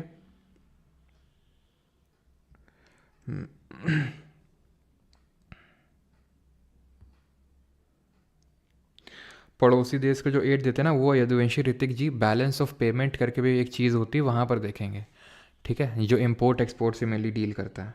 क्या मार्जिनल टैक्स, मार्जिनल टैक्स एक बार फिर से वापस करके उसको पीछे करके आप देख लो, है ना, क्योंकि मैं सेम चीज़ रिपीट करूँगा फिर से। सर और एक दिन छुट्टी दे दो। अच्छा, अब इतने में 3 में मन नहीं भर रहा है, 4 दिन छुट्टी चाहिए। चलो पहले SSC वाले क्वेश्चंस करेंगे, देन हम उस पर आएंगे CDS वाले पे। करो जल्दी से। क्या लिख रहा भाई, जो भी यार यूज़ कर रहा है वीडियोस वगैरह, तो फिर अगेन रिमाइंडर है कि प्लीज़ ना करें। ठीक है, कॉपीराइट स्ट्राइक आ जाती है आपको तो फिर आप बोलते हैं कि प्लीज़ ऐसा मत करिए, है ना। चलो कोई नहीं, ठीक है। बस कॉपीराइट स्ट्राइक आने वाली है, तैयार रहें जो भी अगर स्ट्रीम कर रहा है फिर किसी भी तरह की वीडियो कर रहा है। ठीक है, मैं एक दिन बैठता हूँ और उसके बाद फिर सब पे फिर खटाखट स्ट्राइक मारना शुरू करूँगा। ठीक है, चलो तो रिवीजन का काम बोला उन्होंने, बोला बस परमार सर को सुनना है। बस सुनने से थोड़ी ना हो जाएगा, सुन तो हर कोई रहा है, तो फिर क्या हर किसी का सिलेक्शन हो जाएगा क्या। रिवीजन का भी तो उन्होंने बोला है कि मैंने इतने 14 लेक्चर्स किए PYQ के, लेकिन बार बार उसको रिवाइज किया। तो फाइनेंशियल हमारा ईयर शुरू होता है 1 अप्रैल से, चलता 31 मार्च तक है। In general deficit is considered as a, deficit क्या कॉन्सेप्ट होता है आपका, तो डेफिसिट होता है फ्लो कॉन्सेप्ट, और जो आपका डेट होता है it is a stock concept, है ना। जैसे कि फ्लो कॉन्सेप्ट में हमारा होता है इनकम, लेकिन जो हमारी वेल्थ होती है वो स्टॉक कॉन्सेप्ट होती है। इन फ्लो में आता है हमारा जैसे चेंज इन इन्वेंट्री, है ना, ये सब हम पढ़ चुके हैं। तो चेंज इन इन्वेंट्री, इसमें क्या आता है आपका इन्वेंट्री, इसमें इन्वेंट्री आएगा तो वो स्टॉक, चेंज इन इन्वेंट्री आएगा तो flow. Primary deficit is zero in which of the following situations, तो प्राइमरी डेफिसिट कब जीरो होगा, तो प्राइमरी डेफिसिट क्या होता है, प्राथमिक घाटा क्या होता है। प्राथमिक घाटा होता है कि फिजिकल डेफिसिट है माइनस इंटरेस्ट पेमेंट, तो इसके ज़ीरो होने से तो वो ज़ीरो नहीं होगा, बिकॉज इंटरेस्ट पेमेंट भी तो हो सकता है। Interest payment is equal to physical deficit, अगर ये दोनों बराबर हो जाएंगे तो ये वैल्यू ज़ीरो हो जाएगी। ठीक है, ऑप्शन नंबर B आंसर होगा, ओनली B। ठीक, गवर्नमेंट प्राइमरी डेफिसिट क्यों लाती है, प्राथमिक घाटा क्यों लाती है, ये दिखाने के लिए भैया कि देखो इंटरेस्ट पेमेंट इतना जा रहा है तो इस वजह से हमें ये घाटा हो रखा है। तो गवर्नमेंट अलग अलग तरह के घाटे इसीलिए लाती है, जैसे फिजिकल डेफिसिट से पता चल जाता है बोरोइंग कितनी हुई। इफेक्टिव रेवेन्यू एक्सपेंडिचर लाता है कि ये दिखाने के लिए गवर्नमेंट कि देखो हमने इतने का तो ग्रांट ही दिया है। प्राइमरी डेफिसिट ये दिखाने के लिए कि देखो यार पिछली गवर्नमेंट ने इतना लोन ले रखा था, उसी का ब्याज भरते भरते हमारा हलक सूख रहा है, बाकी तो हम तो ज़्यादा लोन लिए नहीं, तो वो दिखाने के लिए प्राइमरी डेफिसिट लाता है। The stabilization function of the government budget mainly include stabilization function, allocation of resources, ये तो एलोकेशन फंक्शन हो जाएगा। इंटरवेंशन टू एक्सपैंड और रिड्यूस द डिमांड, है कि नहीं, बताया था कि डिमांड, इन्फ्लेशन हो रखा है, डिमांड ज़्यादा बढ़ गई, सप्लाई नहीं हो रही है, वो सब कैसे जो इन्फ्लेशन हो रहा है तो उसमें स्टेबलाइज करता है ना। प्रोडक्शन ऑफ पब्लिक गुड, ये क्या होगा, ये भी आपका एलोकेशन फंक्शन होगा। डिस्ट्रीब्यूशन ऑफ इनकम, हाँ ये रीडिस्ट्रीब्यूशन फंक्शन होगा, रीडिस्ट्रीब्यूशन फंक्शन है ना। Which of the following is a false statement in the context of the government budget, कौन सा गलत कथन है। There is no future obligation to return the amount in case of revenue receipt, कोई future obligation नहीं होता है to return the amount in case of revenue receipt. Yes, profit earn through Indian railways is always a part of non tax revenue. Yes, fees and fines collected is an example of capital receipt. No no no no no, fees और fine तो regular basis पे आता रहता है ना, और government की liability तो बनती नहीं है, लेकिन कैपिटल रिसीट में तो हमने पढ़ा था कि हमारी लाइबिलिटी बनती है। ठीक है, okay. Two sector of economy भी अभी करवा देंगे, ठीक है जी। हिस्ट्री कंप्लीट हो गई है क्या? अरे अभी कहाँ कंप्लीट हुई है, अभी तो हिस्ट्री अभी चलती रही हिस्ट्री, अभी तो वो तो हिस्ट्री तो चल रही है अभी। हमको क्या लग रहा है इकोनॉमिक्स चल रही है? हिस्ट्री चल रही है। Fees and fines collected is an example of capital receipt. Recovery of a loan is a capital receipt. तो रिकवरी, तो ये चीज़ आपका गलत हो जाएगा, ठीक है, रेवेन्यू में आएगा ये। ठीक, क्यों आएगा? क्योंकि आपको पता है इससे कोई लाइबिलिटी नहीं बन रही, कैपिटल रिसीट में लाइबिलिटी बन जाती है, ठीक है। और फीस एंड फाइन्स का पैसा आता रहता तो ये आपका जो रेवेन्यू रिसीट का जो नॉन टैक्स रेवेन्यू है वहाँ पर जाएगा। ठीक, नींद आ रही है। What is the main objective of FRBM? FRBM जो है एक्ट 2003 का, उसका ऑब्जेक्टिव क्या है? To reduce physical deficit to of GDP।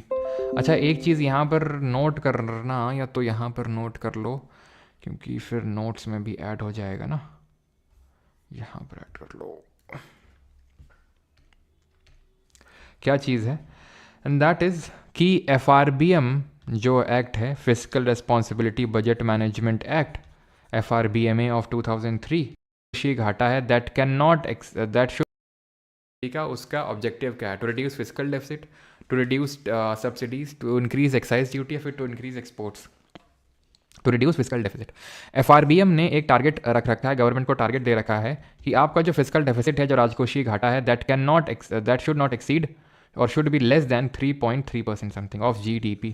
अच्छा, एक चीज़ यहाँ पर नोट करना, या तो यहाँ पर नोट कर लो क्योंकि फिर नोट्स में भी ऐड हो जाएगा ना, यहाँ पर ऐड कर लो।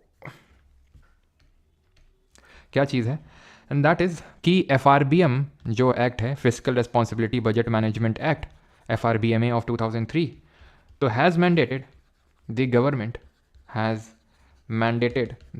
Government that along with budget, ठीक है, अलॉन्ग विद बजट आप तीन, ठीक है, आप 3 पॉलिसी स्टेटमेंट और निकालो। ये 3 पॉलिसी स्टेटमेंट कौन कौन से होंगे? पहला हो गया आपका medium term physical policy statement. ये क्या करेगा? ये आपका एक will set a 3 year rolling target का मतलब है कि हर साल के अंत में उसको एनालाइज किया जाएगा, कितना अचीव किया, कितना नहीं किया, तो वो रोलिंग टारगेट होता है। तो set a 3 year rolling target for specific physical indication. ठीक, क्लियर। दूसरा चीज़ जो बोला है FRBM एक्ट ने, that is physical policy strategy statement. ये जो मैं चीज़ आपको बता रहा हूँ ना, ये वाली 3 पॉलिसी स्टेटमेंट वाली, अभी तक अभी क्वेश्चन आया नहीं है, लेकिन मेरा ऐसा गट फीलिंग है कि इससे क्वेश्चन आएगा। आज आ जाए, अगले साल आ जाए, वो पता नहीं है, लेकिन आएगा तो ज़रूर। और जब भी आएगा ना, तो हर कोई गलत करके आएगा जिसने ये नहीं पढ़ा है, तो पक्का, ठीक है। क्योंकि 3 चीज़ें हैं, अब उसमें से बोल देगा कि FRBM एक्ट ने इनमें से क्या मैंडेट नहीं किया है। तो medium term physical policy statement mandate किया है, physical policy strategy statement mandate किया है, और मैक्रो इकोनॉमिक फ्रेमवर्क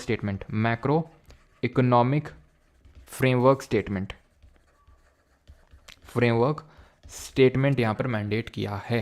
तो ये 3 चीज़ें हैं। अब चौथा कुछ ऐसा रख देगा जो नहीं मैंडेट किया होगा। इसमें क्या है कि भाई GDP ग्रोथ रेट को टारगेट करना है गवर्नमेंट को, ठीक है, जीडीपी ग्रोथ रेट को टारगेट करना है।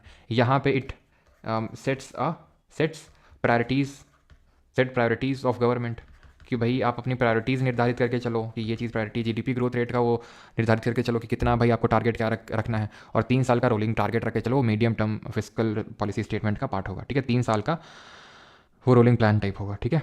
चलो अभी आते हैं क्वेश्चंस पे। कहाँ गए यार क्वेश्चंस?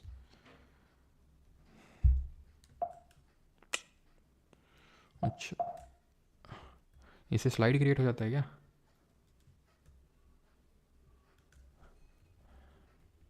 चलो तो ये चीज़ क्लियर हो गया, आगे बढ़ते हैं। अ government budget shows a primary deficit of, प्राथमिक घाटा गवर्नमेंट एक बजट दिखाता है 6,900 करोड़ का। तो revenue expenditure interest payment is इतना, तो आपको बताना है कि फिजिकल डेफिसिट कितना होगा। बताओ भाई जल्दी से, बहुत आसान क्वेश्चन है, फॉर्मूले में रख दो और निकाल दो। हिस्ट्री बुक 3 पॉइंट कब आएगी भाई? मैं इतनी बार आपको बता चुका हूँ। You have not taught about latest India GDP fact. Janhvi Singh ji, ये इसका पार्ट नहीं है, ठीक है। ये जो लेटेस्ट जीडीपी जैसे जो लेटेस्ट बजट प्रेजेंट हुआ है उसके मैंने अलग से वीडियो बना रखी है, जैसे अब बजट की अगर बात करें। अब देख लीजिए, अभी यहाँ पे जो क्वेश्चन आपके मेनली एसएससी एग्जाम में बनता है वो आपके ऐसे लेटेस्ट उससे जीडीपी के आंकड़ों से नहीं बनता है। पढ़ाने को तो बहुत सारी चीज़ें मैं पढ़ा सकता हूँ, ठीक है, लेकिन वही है कि लिमिटेड जितना रहेगा तो उतना ही सही रहेगा, है ना। अ government budget shows a primary deficit of इतना, ठीक है, इंटरेस्ट पेमेंट इतना है। तो फिजिकल डेफिसिट, प्राइमरी डेफिसिट कैसे निकलता है? Physical deficit minus interest payment.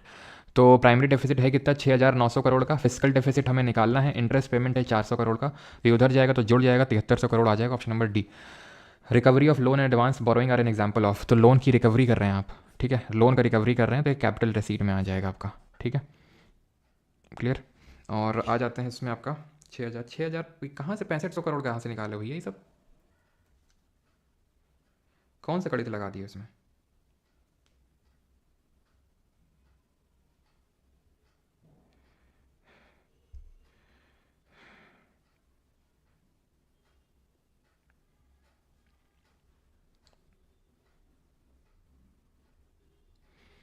पैंसठ सौ, अच्छा 6,900 में से 400 माइनस कर दिया, बहुत सही। मतलब बस सीधे माइनस कर दो प्राइमरी डेफिसिट इंटरेस्ट पेमेंट, मतलब इतना बेसिक से कैलकुलेशन नहीं कर पा रहे हो तुम लोग, हैं। मैथ कमज़ोर नहीं, बहुत कमज़ोर है। What is the difference between aggregate, between difference in the aggregates eight market price and factor cost? तो मार्केट प्राइस और फैक्टर कॉस्ट में क्या अंतर होता है बताओ? वीडियो ओपन नहीं हो रहा भाई, बग्स फिक्स हो रहे हैं, ठीक है, ऐप वाले ने बोला है, अभी ठीक करके देता हूँ।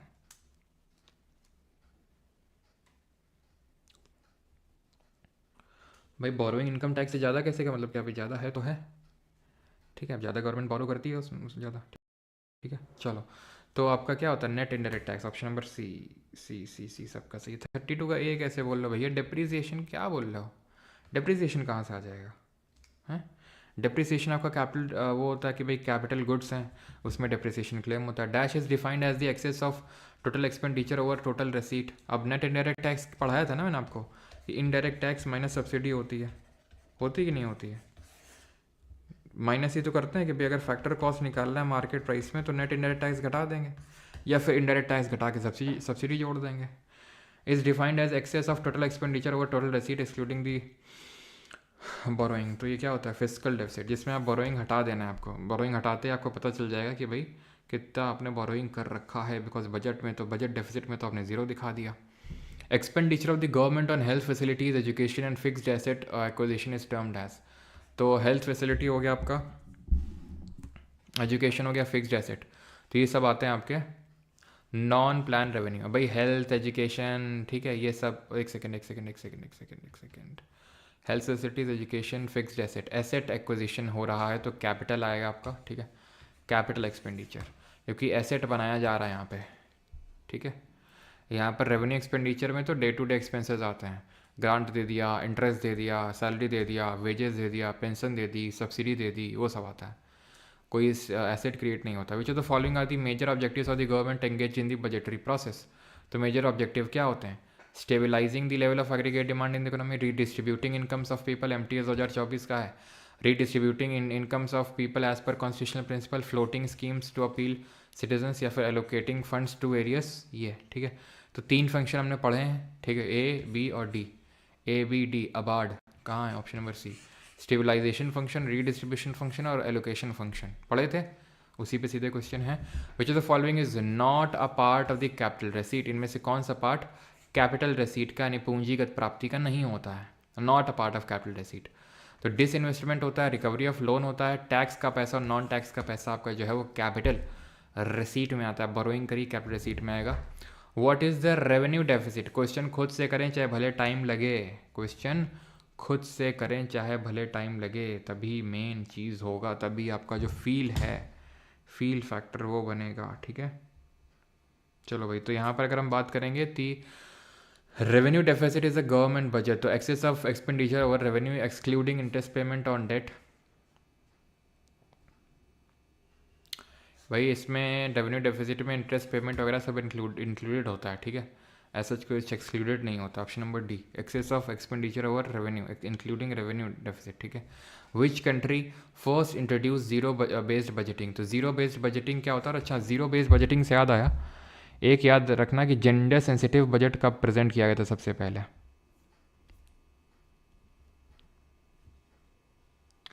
सबसे पहला क्या हो गया,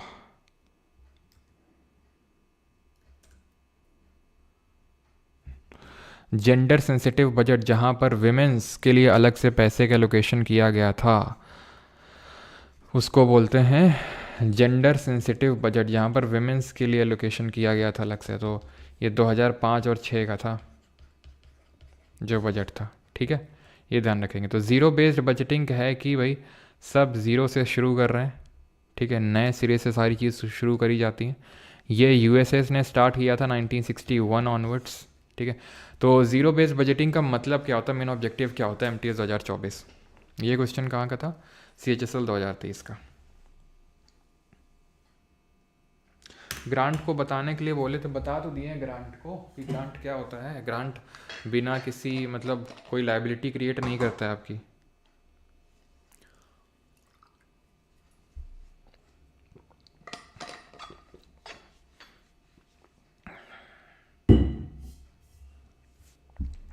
सर हनुमान चालीसा हाँ, सुबह सुबह हम लोग करते हैं ना हनुमान चालीसा। तो what is the main objective of zero based budgeting, तो establishing a relationship between inputs and outputs, ठीक है। Zero examining the objectives for which funds are provided, re evaluation of all the activities every year when budget provisions are made, re evaluate करी जाती हैं सारे budget provisions को, ठीक है, clear. तो सारी चीज़ जीरो से शुरू करी जाती है, री इवेल्युएट करी जाती है। ऑप्शन नंबर सी।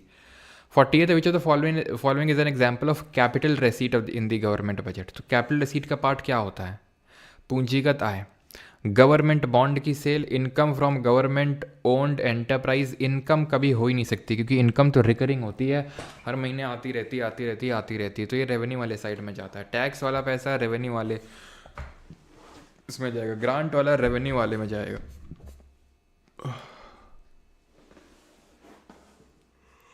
ठीक है। What is a budget deficit, excess of government expenditure over revenue, simple. अगला, which of the following is an example of a non debt capital receipt in the government budget. Non debt, debt create नहीं कर रहा है, तो date create नहीं कर रहा है वो हो गया आपका कैसा capital receipt, non debt capital receipt. जैसे कि sale of government own land, government ने अपनी ज़मीन को बेच दिया, उससे उसका एसेट तो चला गया लेकिन ऐसा कोई डेट तो नहीं क्रिएट हुआ ना, कि भाई लोन लेने में डेट क्रिएट होता है कि भाई मैंने लोन लिया अब इसको भरना पड़ेगा, तो वो होता है आपका डेट क्रिएटिंग कैपिटल रेसीट, और ये आपका नॉन डेट कैपिटल रेसीट, ठीक है। 43, what do you mean by balanced budget, तो 3 तरह के बजट पड़े थे, बैलेंस्ड, सरप्लस और डेफिसिट। तो बैलेंस्ड होता है जहाँ पर दोनों इक्वल होते हैं, डेफिसिट जहाँ एक्सपेंडिचर ज़्यादा होता है, सरप्लस जहाँ पर रेवेन्यू ज़्यादा होता है एक्सपेंडिचर से। विच the following is an objective of the government budget, तो इसमें से क्या, विच of the following items is not a part of the non plan revenue expenditure in of the government budget. तो प्लान वाले मैंने आपको बताया था जैसे गवर्नमेंट कोई फाइनेंशियल असिस्टेंस दे रही वही होता है, बाकी सैलरी वेजेस ये सब जो होता है ना वो सब आपका इसी में आता है, ठीक है, वो सब आपका प्लान वाले में आता है। तो नॉट अ नॉन प्लान, यानी प्लान बोल रहा है आपसे कौन है, नॉट अ नॉन प्लान मतलब प्लान वाला बोल रहा है। प्लान में आपका जो सेंट्रल असिस्टेंस दिया जाता है वो प्लान होता है, बाकी ये सब सब्सिडी, सैलरी, पेंशन ये सब आपका नॉन प्लान एक्सपेंडिचर में आता है, नॉन प्लान में। ठीक, आगे बढ़ते हैं। Identify the correct statement regarding budgetary deficit. Budgetary deficit के संबंध में कौन सा स्टेटमेंट सही है? Deficit acts as a flow that add to the stock of the debt. Deficit होता है फ्लो, स्टॉक होता है डेट होता है स्टॉक। ठीक है, ये गलत हो जाएगा आपका। Deficit acts as a burden on future generation, बिल्कुल जो आप घाटा, जो आपका घाटा है, मतलब जो आप लोन लेके रखे वो तो आगे जनरेशन को वो करना पड़ेगा ना, पे करना पड़ेगा। तो 1 और 3 हो जाएगा option number D. Sir app पर वीडियो नहीं चल रहा है, नहीं चल रहा है, बिल्कुल उसको ठीक करवाया जा रहा है। सर इकोनॉमिक्स के नोट्स अभी तक नहीं आए निंजा ग्रुप में। सेकंड, निंजा ग्रुप ये कौन सा है?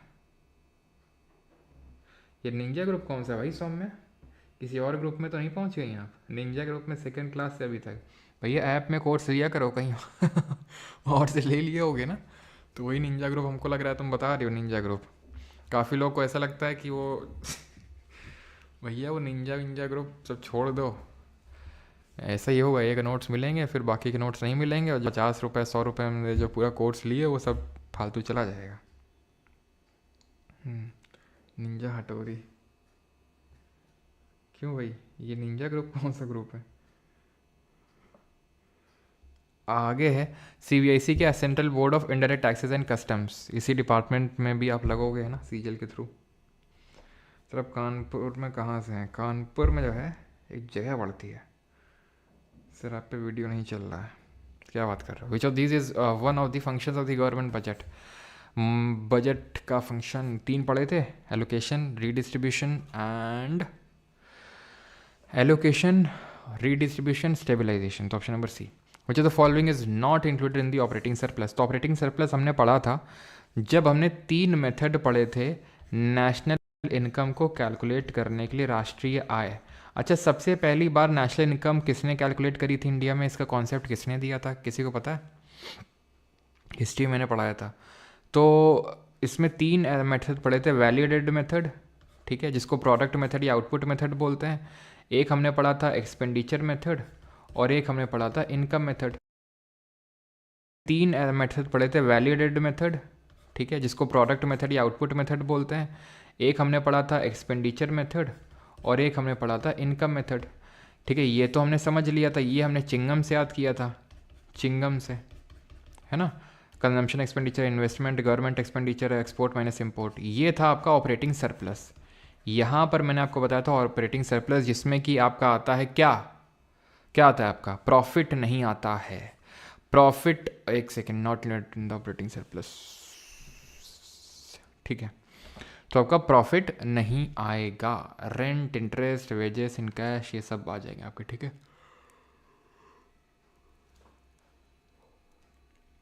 क्योंकि ये सारे जो होते हैं फैक्टर पेमेंट्स होते हैं, ठीक है। Rent, interest, wages in cash. अगला क्वेश्चन है and that is identify the correct match. इनमें से सही कौन सा है बताइए?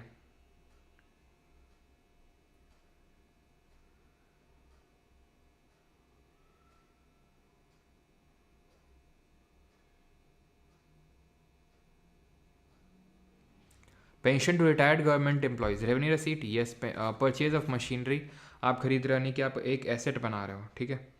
तो ये चीज़ सही आंसर हो जाएगा। यहाँ पर करेक्ट पूछा ना, ये बहुत इंपॉर्टेंट है कि आप ये देख लो कि क्या पूछा है आपसे, ठीक है। एक सेकेंड इसमें रुको, not included in the holding is not included in the operating surplus.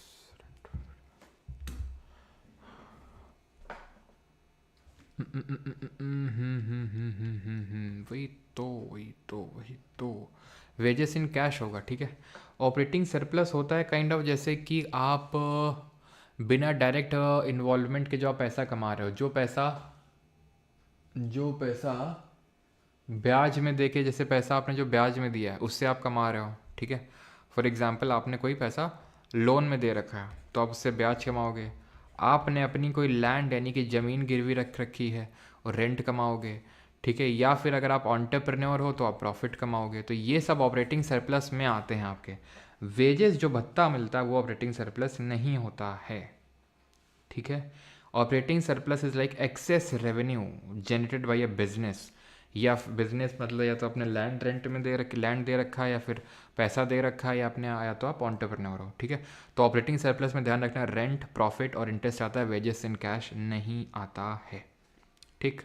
आगे बढ़ते हैं। और when did the government of India bring the gender sensitivities of the budget allocation in its statement. तो जेंडर सेंसिटिविटी कब लाई गई थी? तो ये 2005-6 में लाई गई थी। ऑप्शन नंबर डी सही आंसर होगा, ठीक है। Revenue expenditure minus revenue receipt या रेवेन्यू डेफिसिट हो जाएगा, कोई बड़ी बात नहीं है। In which union budget was India's first sovereign wealth fund named as national investment and infrastructure fund announced. तो ये NIIF को किस में अनाउंस किया गया था? ये अनाउंस किया गया था सबसे पहली बार 2015-16 में, अरुण जेटली ने अनाउंस किया था इसको, ठीक है। अरुण जेटली फाइनेंस मिनिस्टर थे, उन्होंने अनाउंस किया था national investment and infrastructure fund. Dash expenditure and dash receipt are shown by the government budget. तो कैसी रेसीट और कैसे एक्सपेंडिचर बताओ जल्दी से। तो ये हो जाएगा आपका estimated revenue and estimated expenditure, option number estimated expenditure estimated receipt, option number D. Which the following is not an example of factor payment. तो इनमें से फैक्टर पेमेंट का एग्जाम्पल कौन सा नहीं है? तो याद करो, फैक्टर ऑफ प्रोडक्शन हमने देखे थे, उत्पादक के कारक, जिसमें उत्पादक के कारक क्या क्या थे? एक तो हाउस होल्ड जो आपके एक सर्विस प्रोवाइड कर रहे थे, ठीक है, वर्कर लोग थे, हाउस होल्ड बोल सकते हैं आप, ठीक है। देन कैपिटल पूंजी, देन लैंड एंड एंटरप्रेन्योर, ठीक है, एंटरप्रेन्योर। ये फैक्टर ऑफ प्रोडक्शन है। वर्कर को मिलती है सैलरी या वेजेस, इंटरेस्ट, रेंट और प्रॉफिट, इनको फैक्टर पेमेंट बोलते हैं। तो not example of factor payment ये हो जाएगा आपका पेंशन, ऑप्शन नंबर डी। कोई फैक्टर पेमेंट नहीं होती है, ठीक है। आई थिंक सभी कर पाए होंगे इसको। अगला है the collection of all bundles that a consumer can buy with her income at the prevailing market price is called the. तो पूरा कलेक्शन सारे बंडल्स का जो कंज्यूमर खरीद सकता है with her income at the prevailing prices is called as budget set, budget constant, budget anomaly, फिर budget line. तो उसको बोलते हैं budget line, option number D. Gross primary deficit is the difference between. तो gross primary deficit आपसे पूछ रहा है, तो प्राइमरी डेफिसिट क्या होता है? ग्रॉस फिजिकल डेफिसिट में आप इंटरेस्ट पेमेंट को घटा देंगे तो वो आपका आ जाएगा, ठीक है, वो आ जाएगा आपका, कहाँ गया, gross primary deficit. Which Indian budget, ये तो कर चुके हम लोग 2005-6, ये भी कर लेंगे आप, ठीक है। Which of the following government budget is associated, function of government budget is associated with the distribution of income. कौन सा फंक्शन डिस्ट्रीब्यूशन से जुड़ा हुआ है? ठीक है, तो एलोकेशन फंक्शन तो भाई अलॉट की जाएंगी चीज़ें, रोड है ना, हॉस्पिटल, स्कूल, कॉलेजेस, ये सब। रीडिस्ट्रीब्यूशन फंक्शन, ऑप्शन नंबर 2, मतलब ठीक है, ये हो जाएगा D. Which of the following is an example of capital receipt. इनमें से कैपिटल रिसीट का एग्जाम्पल क्या होगा? कैपिटल रिसीट मतलब ये है कि वो एसेट या तो हमारा जा रहा है या लाइबिलिटी क्रिएट हो रही है, इन दोनों में से कुछ ना कुछ तो हो रहा है। टैक्स लगाया जाना ये रेवेन्यू होता है, ब्याज रेवेन्यू होता है, ग्रांट रेवेन्यू होता है, revenue from sale of government asset. In which of the following situation does the government run a deficit budget. किस केस में गवर्नमेंट डेफिसिट बजट रन करती है? When the government expenditure revenue both are zero, when the government expenditure exceed. भाई government क्या घुइयाँ छील रही क्या बैठ के, कि एक्सपेंडिचर भी कुछ नहीं है, रेवेन्यू भी कुछ नहीं है, तो गवर्नमेंट को बिठाया किस लिए? गवर्नमेंट क्या नल्ली होगी क्या? When the government expenditure exceeds revenue, ठीक है, option number B. Which of the following is the best indicator of the borrowings of the government. तो कौन सा इसमें बढ़िया सा इंडिकेटर है जो गवर्नमेंट की बोरोइंग्स को, यानी कि खरीदारी को हमें दिखा देता है? तो ये दिखा देता है आपका physical deficit, option number D. 64 which of the below mentioned elements is not a way to finance the government deficits. तो इनमें से कौन सा तरीका नहीं है जिससे कि गवर्नमेंट डेफिसिट को फाइनेंस किया जाता है? Borrowing, non tax revenue, borrowing from domestic and international sources, ठीक है। नॉन टैक्स रेवेन्यू नहीं होगा। नॉन टैक्स रेवेन्यू यार होता है जैसे फीस और फाइन कलेक्ट हो गई, तो गवर्नमेंट अपने घाटों को कम करने के लिए या तो बोरो करेगी, या टैक्स ज़्यादा लगाएगी, या डेफिसिट फाइनेंसिंग का यूज़ करेगी। ये थोड़ी ना कि फ़ाइन ज़्यादा है, भैया ऐसा करो हेलमेट ना पहनने के लिए 20,000 चालान काटो जरा, क्योंकि गवर्नमेंट घाटे में चल रही है, तो ऐसे ही फ़ाइन कलेक्ट करते हैं, ठीक है, तो वो नहीं होता है। विच तो रीड द 70 तक क्वेश्चन करेंगे, 70 तक, 65 तक पहुँच चुके हम लोग, ठीक है। और जब तक आई थिंक 70 तक पहुँचेंगे तब तक 2000 लोग बचेंगे, ऐसे मेरा अनुमान है। उसके बाद हम CDS वाले लगाएंगे, ठीक है। Read the following about capital receipt. All those receipt of the government which create liability or reduce the financial asset are called as capital receipt. Which create liability or reduce, बिल्कुल सही है। The main items of capital receipt are loans raised by the government on the public which are called as market borrowings, borrowings by the government from the reserve bank and commercial bank and other financial through the sales of this। बिल्कुल ये सारी borrowings इसी में आती हैं आपकी, ठीक है। 66 which of the following, sorry, read the following about deficit reduction, इसको रीड करिए और बताइए।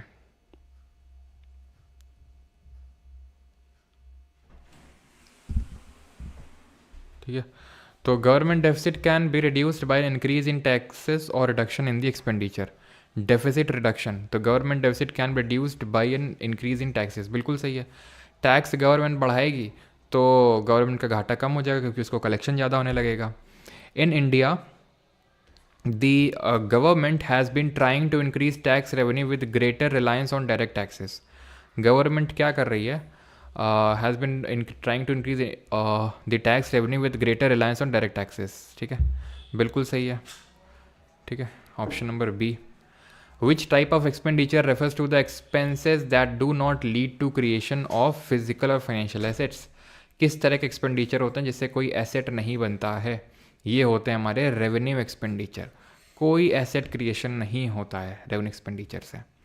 Read the following about revenue expenditure के बारे में यहाँ पे स्टेटमेंट दिए हुए हैं और आपको बताना है इनकरेक्ट कौन सा है।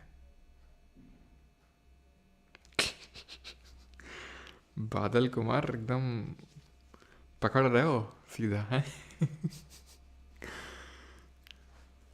सीधा एकदम पॉइंट मारे हो। चलो, तो revenue expenditure is expenditure incurred for purpose other than the creation of physical और financial asset of the central government. तो रेवेन्यू एक्सपेंडिचर वो एक्सपेंडिचर होता है जिसको कि इसलिए इनकर किया जाता है फॉर द क्रिएशन और नहीं एसेट क्रिएशन नहीं होता इससे, ठीक है। It relates to those expenses incurred for the normal functioning of the government, बिल्कुल नॉर्मल फंक्शनिंग जो होती है वो, ठीक है। तो गलत पूछा तो ओनली ए होगा, ऑप्शन नंबर सी, ठीक है, ओनली ए। हमें भी क्रिकेट खिला लो प्लीज़। 50 क्वेश्चन चेक करना है, ठीक है, चेक करते हैं। क्रिकेट आ जाओ भाई खेलने। पेंशन टू रिटायर्ड और रेवेन्यू रिसीट परचेज ऑफ, गलत, किसमें क्या दिक्कत है, कोई दिक्कत है क्या इसमें?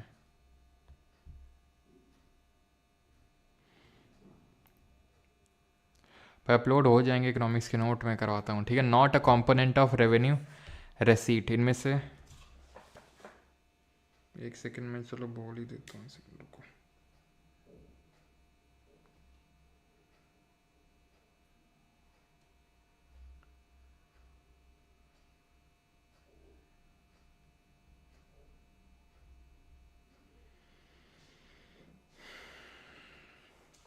Not a component of revenue receipt, revenue receipt में आपका ग्रांट वगैरह इसी में आ जाती हैं, जीएसटी इसी में आता है, tax non tax, amount borrowed, तो बोरोइंग जो होती है आपकी वो कैपिटल में आती है, ठीक है।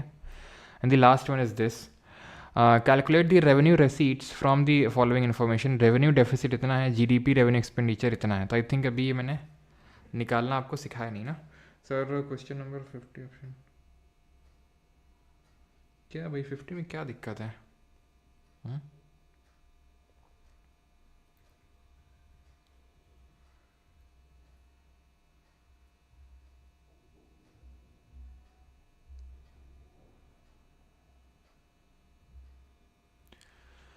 Pension to retired government employees, okay okay okay okay okay okay, समझ गया मैं, ठीक है। रेवेन्यू वाले में तो आएगा, लेकिन जो पेंशन गवर्नमेंट देती है वो उसके लिए इनकम नहीं होती है, वो उसके लिए एक्सपेंडिचर होता है। यस, और परचेज ऑफ मशीनरी, सही सही सही सही सही सही। तो इस चीज़ को भी बिल्कुल पकड़ के रखिएगा, है ना।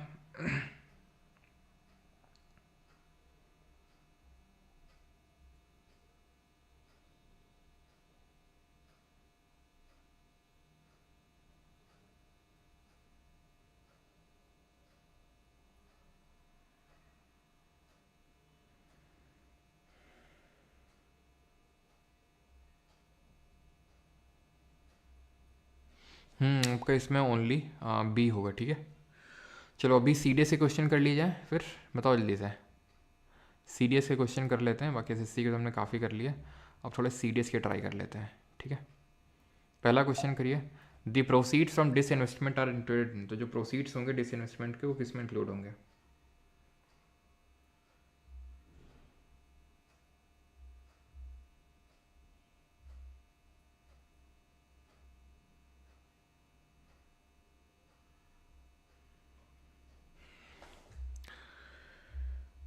तो प्रोसीड्स आपके डिसइन्वेस्टमेंट वाले होंगे कैपिटल वाले में, ठीक है।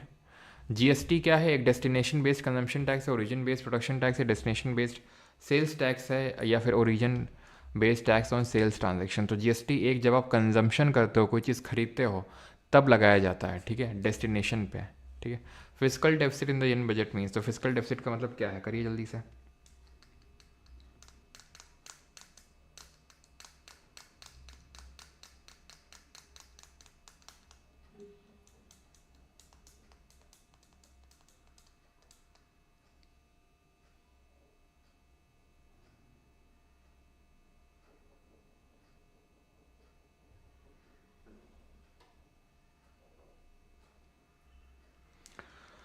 चलिए, तो physical deficit in the union budget means, तो इसका मतलब होता है क्या, the difference between the current expenditure and the current revenue.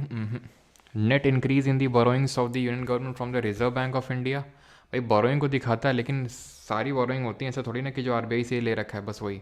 The sum of, ठीक है, the sum of budgetary deficit and the net increase in internal and external borrowing, ठीक है। The sum of budgetary deficit and the net increase, yes, sum of budgetary deficit, budgetary deficit जो government हमेशा zero दिखाती वो, plus उसमें government की borrowing को निकाल लो, बोरोइंग को ऐड कर दो, तो net increase in internal and external borrowing. ये आपने क्वेश्चन कर लिया होगा, थोड़ा टिपिकल है, घुमा के लैंग्वेज है, सीधा सीधा नहीं है, लेकिन कुछ ऐसा नया कॉन्सेप्ट तो है नहीं। यही पढ़ा था हमने कि बजटरी डेफिसिट होता है, लेकिन गवर्नमेंट उसको जीरो दिखा देती है बोरोइंग को इंक्लूड करके।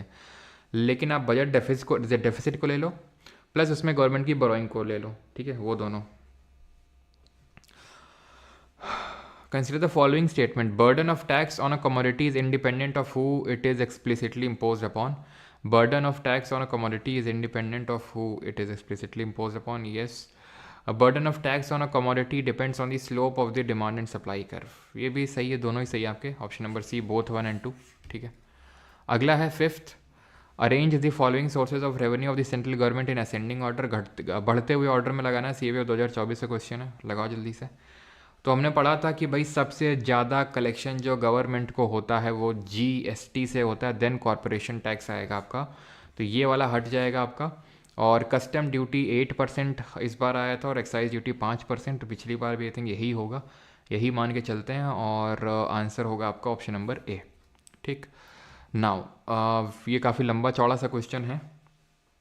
क्वेश्चन ये है कि विच of the following reports states that the budget is seen not as a simple balancing of tax receipts against revenue expenditure but as a sophisticated process in which instrument of taxation and expenditure are used to influence the course of the economy। ऐसा किस report ने बोला था? ऐसा बोला था प्लाउडन report ने, option number D answer होगा। थोड़ा टफ क्वेश्चन है, लेकिन ठीक है, जो CPF CDS वाले हैं उसको एक बार देख लेंगे, अगर फिर से फर्दर क्वेश्चन इस पर बन जाए तो आपको पता होना चाहिए। Population of the year 2011 was first introduced in the tax devolution formula for sharing union tax revenue with the state by। तो 2011 की जो पॉपुलेशन है उसको किस पर्टिकुलर फाइनेंस कमीशन ने रिकमेंड किया था कि टैक्स डेवोल्यूशन के लिए इसको हम यूज़ करने जा रहे हैं? ये है आपका 14th फाइनेंस कमीशन, जो कि आपका एनके जो YV रेड्डी जी की चेयरमैनशिप पे बना था। 15th वाला NK सिंह जी की चेयरमैनशिप पे था, वो चेयरमैन थे, और ये YV रेड्डी, ठीक है।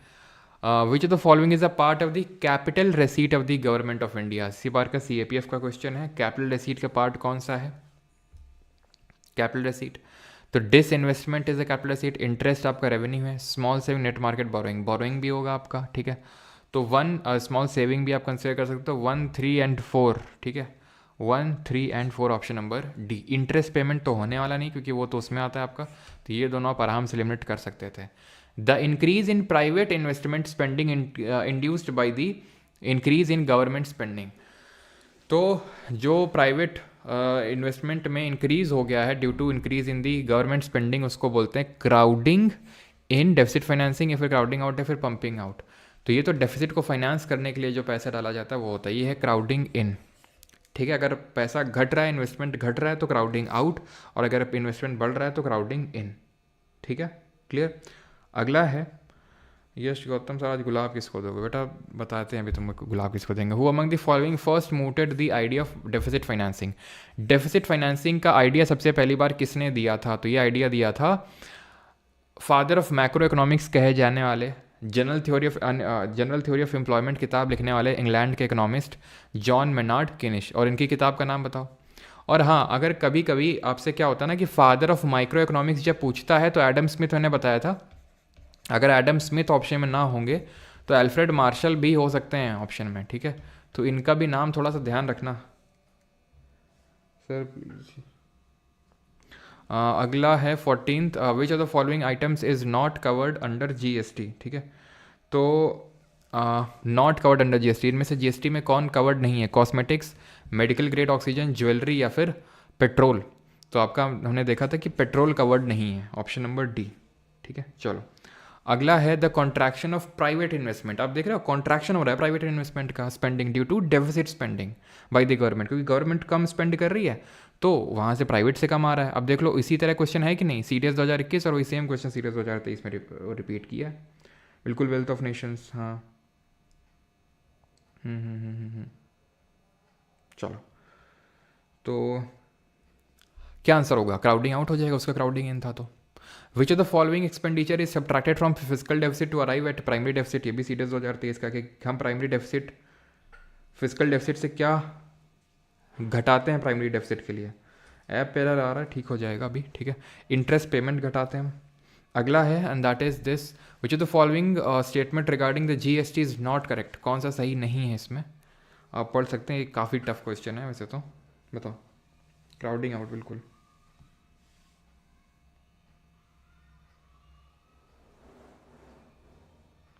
ग्रांट दे देंगे तो एसेट कौन सी कम हो रही भाई? कौन सी एसेट आपने बेच दी ग्रांट देने से? हैं? एसेट देने से कौन सी ग्रांट बेच आपकी चली गई? मतलब ग्रांट देने से कौन सी एसेट चली गई आपकी? वो कौन सा जीडीपी का? चलो वो जीडीपी कॉन्सेप्ट, अच्छा मैं समझ गया, वेलफेयर कॉन्सेप्ट। अब वो था क्या ना कि वो एक लीकेज और वो इंजेक्शन पढ़ाना था उसमें, क्या बोलते हैं, सर्कुलर फ्लो ऑफ इनकम में। अब वो भाई साहब आज आए नहीं, कल बोल रहे थे कि सर कल मत पढ़ाइएगा क्योंकि कल हम आएंगे नहीं क्लास में, तो अब पढ़ा दीजिएगा अगली वाली क्लास में। तो अगले वाली क्लास में कर लेंगे, आज की क्लास काफ़ी लंबी भी हो गई है ना, तो इसको यहीं तक लिमिट करेंगे क्लास को। तो हाँ, पहला वाला है amendment 115 to the constitution of India kept alcohol for human use and 5 petroleum product outside the ambit of GST. ये सही है आपका। Amendment 122 to the constitution of India kept only alcohol for the human, ये भी सही है। यहाँ पर मेरे हिसाब से ये वाला होना चाहिए, बिकॉज अनवर्क डायमंड टैक्स जो होता है वो 1.25% होता है, ठीक है, तो ये गलत होना चाहिए, ठीक है। Not shareable with the state, इनमें से कौन सा टैक्स होता है जो शेयरेबल नहीं होता स्टेट के साथ? Basic excise duty, additional excise duty या फिर स्पेशल एडिशनल एक्साइज ड्यूटी। तो बेसिक एक्साइज ड्यूटी तो शेयर करनी पड़ती है, लेकिन एडिशनल और स्पेशल एडिशनल ये शेयर नहीं करनी पड़ती, option number D. Which of the following taxes is not included in the central pool to be shared with the state. तो इनमें से कौन सा टैक्स जो होता है वो स्टेट के साथ शेयर नहीं करना पड़ता है, recommended by the finance commission. बताओ भाई, तो कौन सा शेयर नहीं करता? हमने पढ़ा था सर चार्ज और सेस। सर चार्ज क्या होता है? टैक्स पे टैक्स जो लगता है उसको सर चार्ज बोलते हैं, और सेस क्या होता है? एक स्पेशल पर्पस के लिए जो टैक्स लगाया जाता है उसको सेस बोलते हैं। Which of the following items comprises the major portion of revenue expenditure of the union government. तो मेजर पोर्शन क्या है रेवेन्यू एक्सपेंडिचर का आपके? हाँ, तो क्या है इसका? तो salary, interest payment, road transport and highways या फिर डिफेंस सर्विसेज। तो क्या है सही आंसर इसका? तो इंटरेस्ट पेमेंट हमने देखा था, इंटरेस्ट पेमेंट सबसे एक बड़ा कंपोनेंट होता है, क्लियर है। अगला है and that is 21, with reference to the expenditure made by an organisation or a company which of the following statement is or are correct. बताइए जल्दी से कि यहाँ पर कौन रेवेन्यू में आएगा और कौन कैपिटल एक्सपेंडिचर में।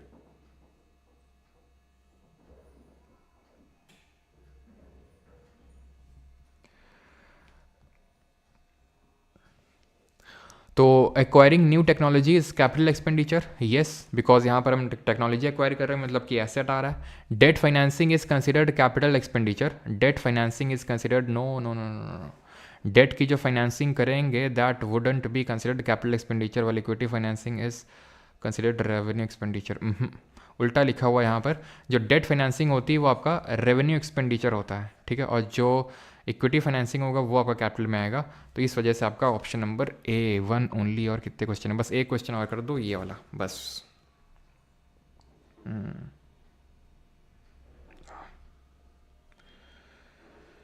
हाँ, बिकॉज पेट्रोल पे ऐसा है ना जी, तो अलग अलग टैक्स मतलब सब स्टेट अपना लगाते हैं, क्योंकि उससे काफ़ी ज़्यादा इनकम होती है पेट्रोल से। तो अलग अलग हर स्टेट में वो एग्री हो नहीं रही स्टेट, तो सेंटर तो बोल रहा है कि यार common,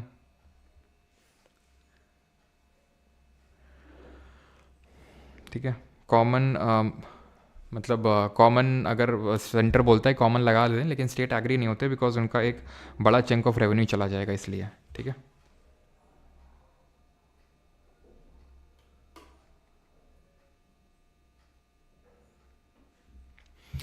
Revenue deficit refers to the excess of revenue expenditure over the revenue receipt, yes. And primary deficit is measured as fiscal deficit less interest payment. दोनों ही सही आपके, option number C both 1 and 2, ठीक है। और हम लोग यहाँ तक इसमें कहाँ तक पहुँच गए थे? 60 कहाँ तक पहुँचे थे? यहाँ तक पहुँचे थे ना, 69 तक से। ये वाला करना था, ये वाला तो आई थिंक क्या है इसमें एक्सपेंडिचर, ये तो कर लेंगे ना। रेवेन्यू डेफिसिट है, रेवेन्यू डेफिसिट क्या होता है? Revenue expenditure minus revenue receipt. तो आप 10.8% यहाँ रखेंगे, 1 सेकेंड, रेवेन्यू डेफिसिट 2.8% है, रेवेन्यू एक्सपेंडिचर यहाँ 10.8 माइनस करना है, 10% निकल आएगा यार इसका, सॉरी 8%, ठीक है। 10.8 में 2.8 माइनस करोगे। The budget of the central government, इसको कर लेंगे, कर लेंगे। ये वाला एक करिए 73 वाला जल्दी से।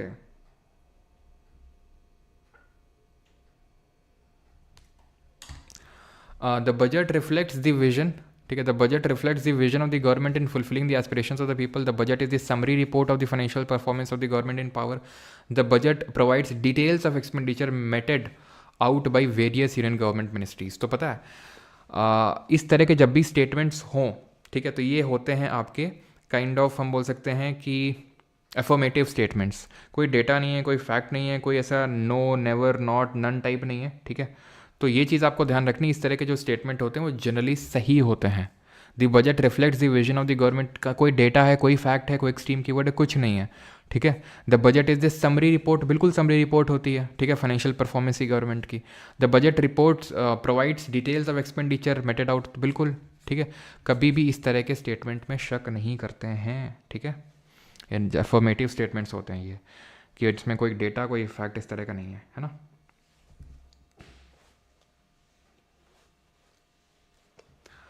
What does a budget deficit indicate? तो बजट डेफिसिट क्या इंडिकेट करता है?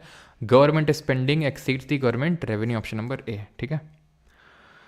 The government dash is a statement of expected receipt. तो गवर्नमेंट बजट है ना, टैक्सेशन पे यहाँ पर क्वेश्चन है। Dash is an item for which both GST and central excise duty are applicable. बताओ भैया। नेटो, यस नेटो, बिल्कुल sir. How can I access the page? तो भैया आप एक्सेस कर सकते हो परमार अकेडमी ऐप से।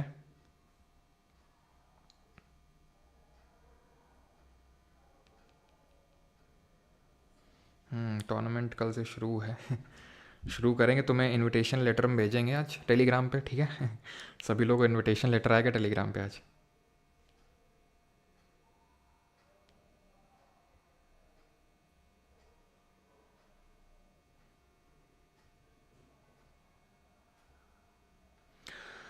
चलिए, तो dash is an item for which both GST उसमें अप्लीकेबल होता है। तो देखो इसमें तो यार वही होता है आपका, क्या बोलते हैं, अलग से जीएसटी नहीं, सब अपना स्टेट वो जो का ही लगाते हैं, ठीक है। टोबैको, पेट्रोलियम में भी नहीं लगता है आपका, टोबैको और टोबैको प्रोडक्ट में लगता है दोनों, ठीक है। Usually the reduction in the taxes will have dash multiplier effect compare to an increase in the government spending. तो जब आपके रिडक्शन इन द टैक्सेस होगा, ठीक है, ये मल्टीप्लायर इफेक्ट अभी मैंने पढ़ाया नहीं ना आपको, चलो इसको भी स्किप करो। Proportional taxes would help to reduce the autonomous expenditure multiplier because, अभी ये भी मार्जिनल प्रोपेंसिटी टू कंज्यूम नहीं पढ़ा हम लोगों ने, ये भी पढ़ना है। विच the following is an example of direct tax का एग्जाम्पल कौन सा है? तो आपका इनकम टैक्स है ना, कस्टम ड्यूटी, जीएसटी, एसटीटी, सब इनडायरेक्ट टैक्सेस होते हैं। एसटीटी मैंने बताया था जो प्रॉपर्टी का कोई वारिस नहीं है, ठीक है, तो उस पर एसटीटी लगता है। और ये एक फाइनल क्वेश्चन कर दो, इसके बाद आपकी छुट्टी, ठीक है। आज की क्लास काफ़ी लंबी हो गई, लेकिन कोई नहीं, 3 दिन का भी ब्रेक है। सर हम भी आएंगे टूर्नामेंट। अच्छा टूर्नामेंट लाइव होगा ना सर? लाइव मेरे लिए होगा, तुम्हारे लिए नहीं होगा। तुम्हें मैं ऐसे ही पिक्चर्स और कुछ वीडियोस बना के भेज दूंगा। हाँ। सर्विस टैक्स, तो सर्विस टैक्स क्या होता है? Service tax, interest receipt, sale of shares. तो सेल ऑफ शेयर हो रहा है तो मतलब एसेट का सेल हो रहा है तो मतलब कैपिटल रिसीट होगा। इंटरेस्ट पेमेंट आपका रेवेन्यू रिसीट होगा। कैपिटल इंटरेस्ट रिसीट तो रेवेन्यू रिसीट, ठीक है। Non tax revenue receipt, option number C. और सर्विस टैक्स लग रहा है तो ये salary and pension capital receipt, और सॉरी रेवेन्यू एक्सपेंडिचर, DCAB है ना, ऑप्शन नंबर ये वाला, ठीक है, ऑप्शन नंबर सी।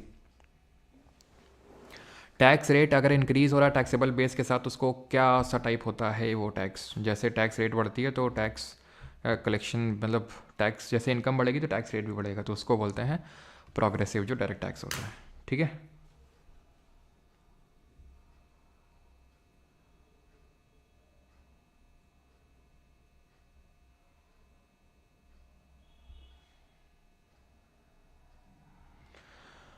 चलो भाई, हाँ हाँ हाँ हाँ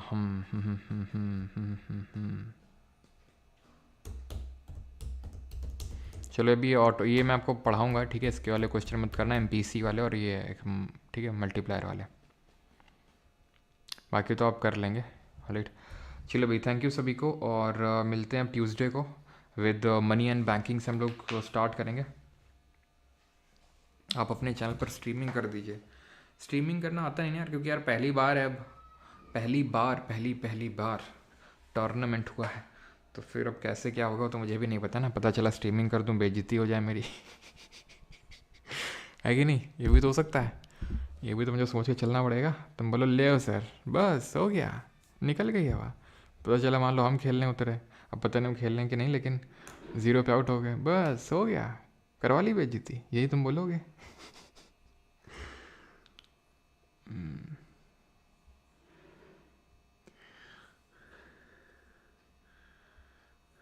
उसको ध्यान से पढ़िए आप, ओनली अल्कोहल है इसमें गुड्डू जी, एक उसको ध्यान से जरा पढ़िए, है ना।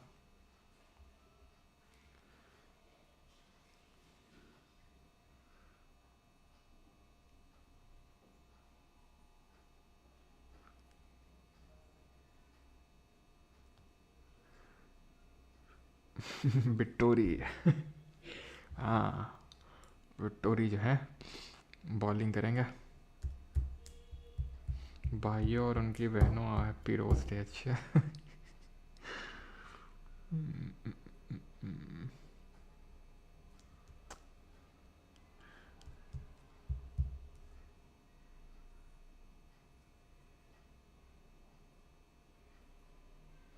ढोलकपुरी में सेट होना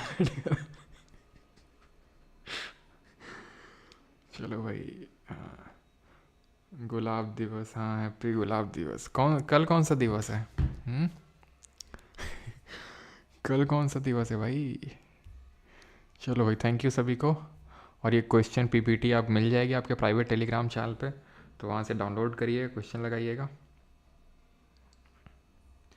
सर आपने डार्क देखा मतलब?